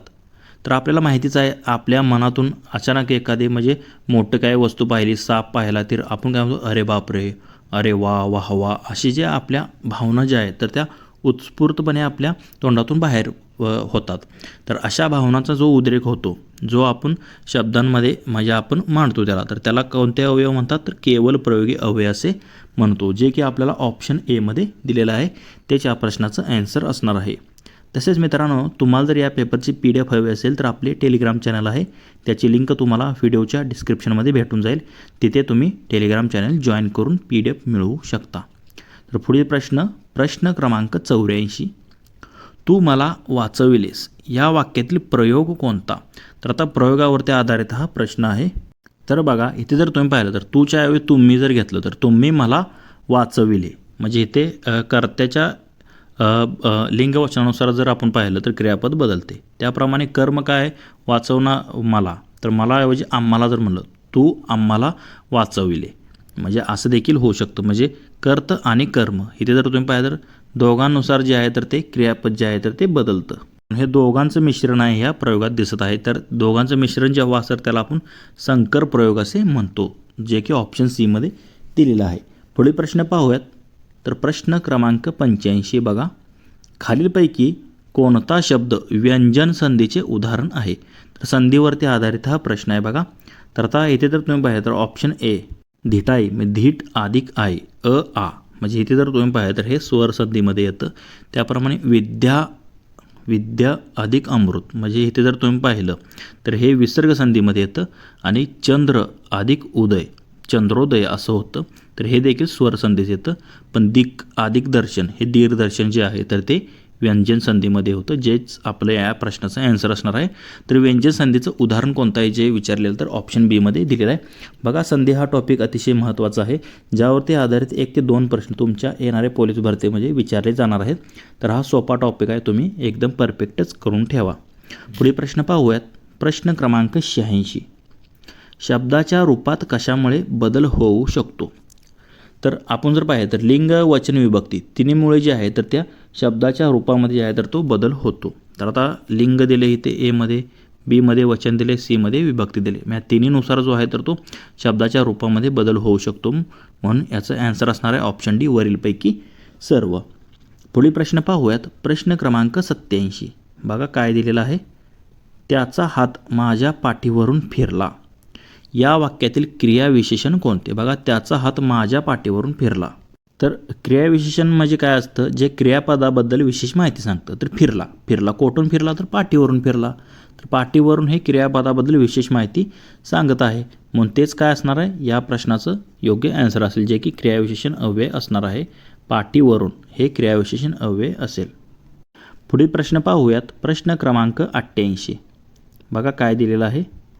तर इथे दिलेलं आहे. बोलणाऱ्याच्या तोंडचे शब्द दर्शविण्याकरता कोणत्या अवतरण चिन्हाचा वापर केला जातो? म्हणजे एखादा व्यक्ती बोलत आहे तर त्याच्या तोंडचे जसे तसे शब्द आपण कशामध्ये वापरतो?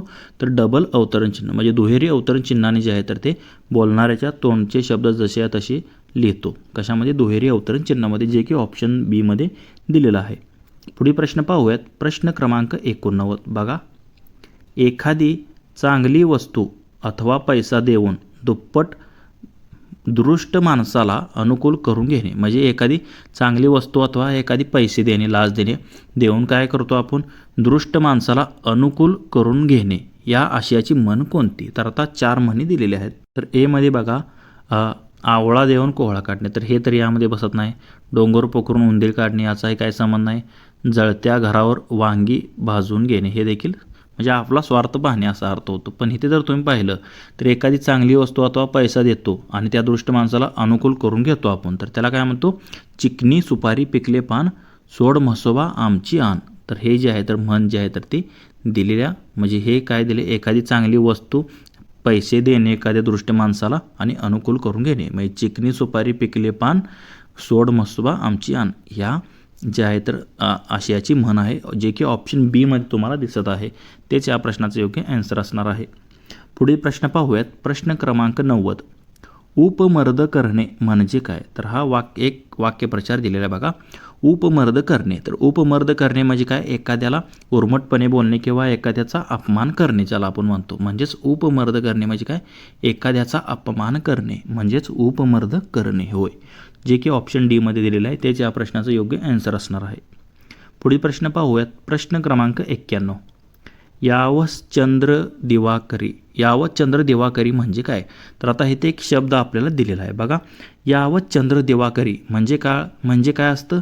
तर ते कधीही नष्ट न होणारं म्हणजे अनंत काळ टिकणारी जी एखादी गोष्ट असते तर त्याला आपण काय म्हणतो? यावर चंद्र दिवाकरी. हे जे आहे तर ते अनंत काळ टिकणारे, जसा की सूर्य आहे आपला अनंत काळ टिकणारा, त्यालाच आपण काय म्हणतो? यावत चंद्र दिवाकरी. तर ऑप्शन सी मध्ये दिलेला आहे अनंत काळ टिकणारे. पुढील प्रश्न पाहूयात. प्रश्न क्रमांक 92. बघा काय दिलेला आहे. शुचिरभूत या शब्दाचा विरुद्धार्थी शब्द कोणता? तर विरुद्धार्थी शब्द आपल्याला इथे ओळखायचा आहे. कशाचा? शुचिरभूत या शब्दाचा. तर शुचिरभूत म्हणजे काय असतं? अपवित्र गोष्ट एखादी म्हणजे त्याला शुचिरभूत म्हणतात. तर अपवित्र हे तर तुम्ही पाहिलं तर बी मध्ये प्रामाणिक दिले, डी मध्ये अशुभ दिले, बेशुद्ध दिले. पण अपवित्र तर म्हणजे शुचिरभूत म्हणजे काय असतं? ह्याचं पवित्र असतं एखादी गोष्ट, तर त्याच्या विरुद्धार्थी ओळखायचं होतं. पवित्रच्या विरुद्ध काय असतं? अपवित्र. म्हणजे शुचिरभूत म्हणजे काय? पवित्र असतं. म्हणजे समानार्थी शब्द आहे त्याचा. म्हणजे काय? पवित्र, शुचिरभूत. आणि त्याच्या विरुद्धार्थी आपल्याला विचारलेलं आहे म्हणून अपवित्र येणार आहे बघा. शुचिरभूत म्हणजे पवित्र, त्याच्या विरुद्धार्थी अपवित्र असतं, जे की ऑप्शन ए मध्ये तुम्हाला दिलेलं आहे. पुढील प्रश्न पाहूयात. प्रश्न क्रमांक 93. काय दिलेला आहे? अडणीवरचा शंख म्हणजे काय? तर आता इथे अडणीवरचा शंख म्हणजे ह्या शब्दाचा आपल्याला अर्थ ओळखायचा आहे. तर अडणीवरचा शंख ज्याला आपण काय म्हणतो? उच्च पदावर एखादी व्यक्ती असते पण ती त्या पदाला अपात्र ठरते. म्हणजे उच्च पदावरील अपात्र व्यक्ती ज्याला आपण काय म्हणतो? अडणीवरचा शंख असे म्हणतो, जे की ऑप्शन डी मध्ये दिलेलं आहे बघा. अडणीवरचा शंख म्हणजे उच्च पद असते त्या व्यक्तीकडे पण त्याची पात्रता नसते त्या पद निभवण्याची. तशा व्यक्तींना आपण काय म्हणतो? म्हणजे अपात्र व्यक्ती आहे त्या पदाकरता, म्हणजे अडणीवरचा शंख असे म्हणतो. पुढील प्रश्न क्रमांक 94. तर संचित या शब्दाचा समानार्थी शब्द कोणता? तर संचित म्हणजे काय? चिंतेत नसलेलं म्हणजे चिंतित असलेले म्हणजे काय? चिंताग्रस्त. संचित म्हणजे काय? चिंता करणाऱ्या एखाद्या गोष्टीची म्हणजे काळजी असणारा म्हणजे चिंताग्रस्त, काळजीने त्रासलेला किंवा चिंताग्रस्त ज्याला आपण म्हणतो. संचित म्हणजे काय, चिंताग्रस्त. बघा ऑप्शन सीमध्ये दिलेलं आहे. साठवलेले शांत यामध्ये काय संबंध नाही. तर सचिंत म्हणले, संचित नाही तर सचिंत म्हटलेलं आहे. बघा संचित म्हणजे साठवलेलं असतं आणि सचिंत म्हणजे काय असतं, चिंताग्रस्त असतं. तर सचिंत म्हणजे काय, चिंताग्रस्त. आणि संचित जर जिला असतं तर इथे साठवलेलं आलं असतं, पण इथे सचिंत दिले म्हणून ते चिंताग्रस्त असतं. ऑप्शन सीमध्ये दिलेलं आहे. पुढील प्रश्न पाहूयात. प्रश्न क्रमांक 95. खालीलपैकी कोणता शब्द तत्सम शब्द नाही. बघा तत्सम शब्द म्हणजे काय, जे शब्द संस्कृतमधून मराठी भाषेमध्ये येताना जसेच्या तसे आलेले आहेत तर त्याला आपण तत्सम शब्द म्हणतो. आणि जे बदल होऊन आले त्याला तद्भव म्हणतो. तर इथे आपल्याला तत्सम शब्द नसलेला शब्द ओळखायचा आहे. तर इथे जर तुम्ही पाहिलं तर ऑप्शन एमध्ये कोमल, कोमल हा जशा तसा आलेला आहे म्हणून तो तत्सम शब्द आहे. घट हा देखील तत्सम आहे. त्याप्रमाणे बल हा देखील तत्सम आहे. पण कळस हा जो शब्द आहे तर तो तत्सम शब्द नाही. बघा संस्कृतमध्ये हा बदल होऊन आले तद्भव शब्द आहे म्हणून हा म्हणजे तसाच तत्सम शब्द नाही, जो की ऑप्शन डीमध्ये दिलेला आहे. कोणता, कळस हा शब्द. ऑप्शन डी या प्रश्नाचे योग्य ॲन्सर असणार आहे. पुढील प्रश्न पाहूयात. प्रश्न क्रमांक 96. बघा काय दिलेलं आहे. शुद्ध लेखन नियमानुसार योग्य शब्द ओळखा. तर शुद्ध शब्द आपल्याला इथे ओळखायचा आहे. तर अंगुली निर्देश हा शब्द आहे. अंगुली निर्देश हा शब्द शुद्ध तुम्हाला ओळखायचा आहे. तर ऑप्शन एमध्ये दिलेला बघा अंगुली निर्देश. इथे जर तुम्ही पाहिलं तर अंगुली निर्देश लिहिला जे आहे तर ती पहिली वेलांटी असते. अंगुली निर्देश जे की ऑप्शन एमध्ये दिलेला आहे. म्हणजे ली आणि नि हे ऱ्हस्व आहेत. अंगुली निर्देश जे की एमध्ये दिलेलं आहे तेच या प्रश्नाचं योग्य ॲन्सर असणार आहे शुद्ध लेखनानुसार. पुढील प्रश्न पाहूयात. प्रश्न क्रमांक 97. बघा काय दिलेलं आहे. अलंकारिक शब्द आणि त्याचा अर्थ इथे आपल्याला दिलेला आहे. बघा अलंकारिक शब्द आणि त्याचे अर्थ. तर यापैकी आपल्याला काय करायचं आहे, अयोग्य जोडी कोणती आहे, म्हणजे चुकीची जोडी ओळखायची आहे अलंकारिक शब्दाची आणि त्याच्या अर्थाची. तर इथे जर तुम्ही पाहिलं ऑप्शन ए म्हणजे काय दिलं आहे, कोंड्याचा मांडा म्हणजे काय, वाईटातून चांगले घडवण्याची कृती. कोंड्याचा मांडा करणे म्हणजे काय, वाईटातून चांगली कृती करणे. अर्थ योग्य दिलेला आहे. खडाष्टक ऑप्शन 2 मध्ये खडाष्टक म्हणजे काय, एखाद्याची हाडवैर असणे, त्याला आपण खडाष्टक म्हणतो, एखाद्याची हाडवैर असणे, हे देखील योग्य दिलेलं आहे. डीमध्ये बघा घाशीराम कोतवाल म्हणजे अन्यायी व्यक्ती. अन्यायी व्यक्ती एखाद्यावर अन्याय करणारा व्यक्ती ज्याला आपण घाशीराम कोतवाल असे म्हणतो. म्हणजे 4मध्ये पण इथे जर तुम्ही पाहिलं तर घाशीराम कोतवाल अन्यायी व्यक्ती म्हणजे 1, 2, 4 हे बरोबर आहे. तर राहिलं काय 3, गाजर पारखी चांगल्याची पारख असलेला म्हटले तर गाजर पारखी हे चुकीचं आहे, चांगल्याची पारख नसते. म्हणजे याचं सी जे आहे तर ते चुकीचं आहे. बाकी 1, 2, 4 योग्य आहेत. म्हणजे जे की सीमध्ये दिलेलं आहे 3 तर ते जे आहे तर ते अयोग्य जोडी आहे. गाजर पारखी चांगल्याची पारख असलेलं ही चुकीची जोडी ठरते. ऑप्शन सी या प्रश्नाचे योग्य ॲन्सर असणार आहे. पुढील प्रश्न पाहूयात. प्रश्न क्रमांक 98. मराठी व्याकरणामध्ये शब्दांच्या जाती किती आहेत. किती शब्दांच्या जाती आहेत तर मराठी व्याकरणामध्ये तर एकूण 8 शब्दांच्या जाती आहेत. 4 ज्या आहेत तर त्या अव्यय म्हणजे अव्यय आणि विकारी आणि अविकारी. मग इथे जर तुम्ही पाहिजे नाम, सर्वनाम, विशेषण, क्रियापद ह्या विकारी आहेत. म्हणजे आणि जे अव्यय आहेत 4 क्रियाविशेषण अव्यय, शब्दयोगी अव्यय, केवळ प्रयोगी अव्यय, हे सर्व जे आहे तर ते अव्यय जे आहे तर ते अविकारी आहेत. मग यामध्ये जात लिंगानुसार बदल होत नाही तर विकारीमध्ये बदल होतात. तर अशा एकूण 4 आणि 4 8 जे आहेत तर त्या शब्दांच्या जाती आहेत. पुढील प्रश्न पाहूयात. प्रश्न क्रमांक 99. खालीलपैकी पदार्थवाचक नाम कोणते. तर पदार्थवाचक नाम विचारलेलं आहे. बघा हिमालय हे विशेष नाम आहे, पदार्थवाचक नाही. त्याप्रमाणे घड हे जे आहे तर ते घड द्राक्षांचा घड म्हणतो, हे कसं सामूहिक नाम आहे. त्याप्रमाणे गंगा हे नदीचं विशेष नाम आहे. पण साखर हे काय, एखाद्या वस्तू किंवा मटेरियल नाव ज्याला आपण इंग्लिशमध्ये म्हणतो, वस्तूला दिलेले हे नाव किंवा एखादा धातू लोखंड वगैरे हे कशा येतात, किंवा कागद हे काय पदार्थवाचक, पदार्थाला दिलेले नाव, त्याला काय म्हणतात, पदार्थवाचक नाव असे म्हणतात, जे की ऑप्शन सीमध्ये दिलेलं आहे. तर आपल्या या पेपरचा हा शेवटचा प्रश्न आहे. बघा प्रश्न क्रमांक 100. जे जे आपणासी ठावे ते ते दुसऱ्याशी शिकवावे या शब्दाचा वाक्याचा प्रकार कोणता. जे जे आपल्याला ठाऊक आहे तेच आपण दुसऱ्याला शिकवावे असं याचा आपल्याला जे आणि ते. तर आता जे आणि ते हे कशामध्ये येतं तर जर हे जे आहे तर ते संकेतार्थदर्शक वाक्य आहे. म्हणजे संकेत यामध्ये दिसतो तुम्हाला. जर, तर, जरी, तरी, जे, ते हे संकेतार्थी आहे. तर संकेतार्थी जे आहे तर ते मिश्र वाक्यामध्ये असतं. बघा म्हणजे ह्याच्या पासून बनलेलं वाक्य मिश्र असतं. म्हणजे जे जे आपणाशी ठावे ते ते दुसऱ्याशी शिकवावे. हे जे आहे तर कोणत्या वाक्याचा प्रकार आहे तर हा मिश्र वाक्याचा प्रकार आहे. कारण यामध्ये संकेत दर्शक उभ्यानव्हे अव्यय आलेला आहे. त्यामुळे त्याने जे जोडलेले अव्यय असतात म्हणजे वाक्य असतात यामध्ये एक गौण असतं आणि एक जे आहे तर ते प्रधान वाक्य असतं. तर त्याला आपण मिश्र वाक्य असे म्हणतो, जे की ऑप्शन सी मध्ये दिलेलं आहे. म्हणजे अट दर्शवलेली असते यामध्ये, त्याला संकेत दर्शक म्हणतं किंवा अट दर्शक. जे जे आपणाशी ठावे ते ते दुसऱ्याशी शिकवावे वाविवे. मग इथे जर पाहिजे तर हे मिश्र वाक्य आहे.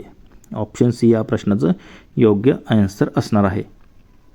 तर मित्रांनो, आपला नवी मुंबई जिल्हा पोलीस शिपाई भरतीचा दिनांक 7 जुलै 2024 साली झालेला आपला हा पेपर सुरू होता.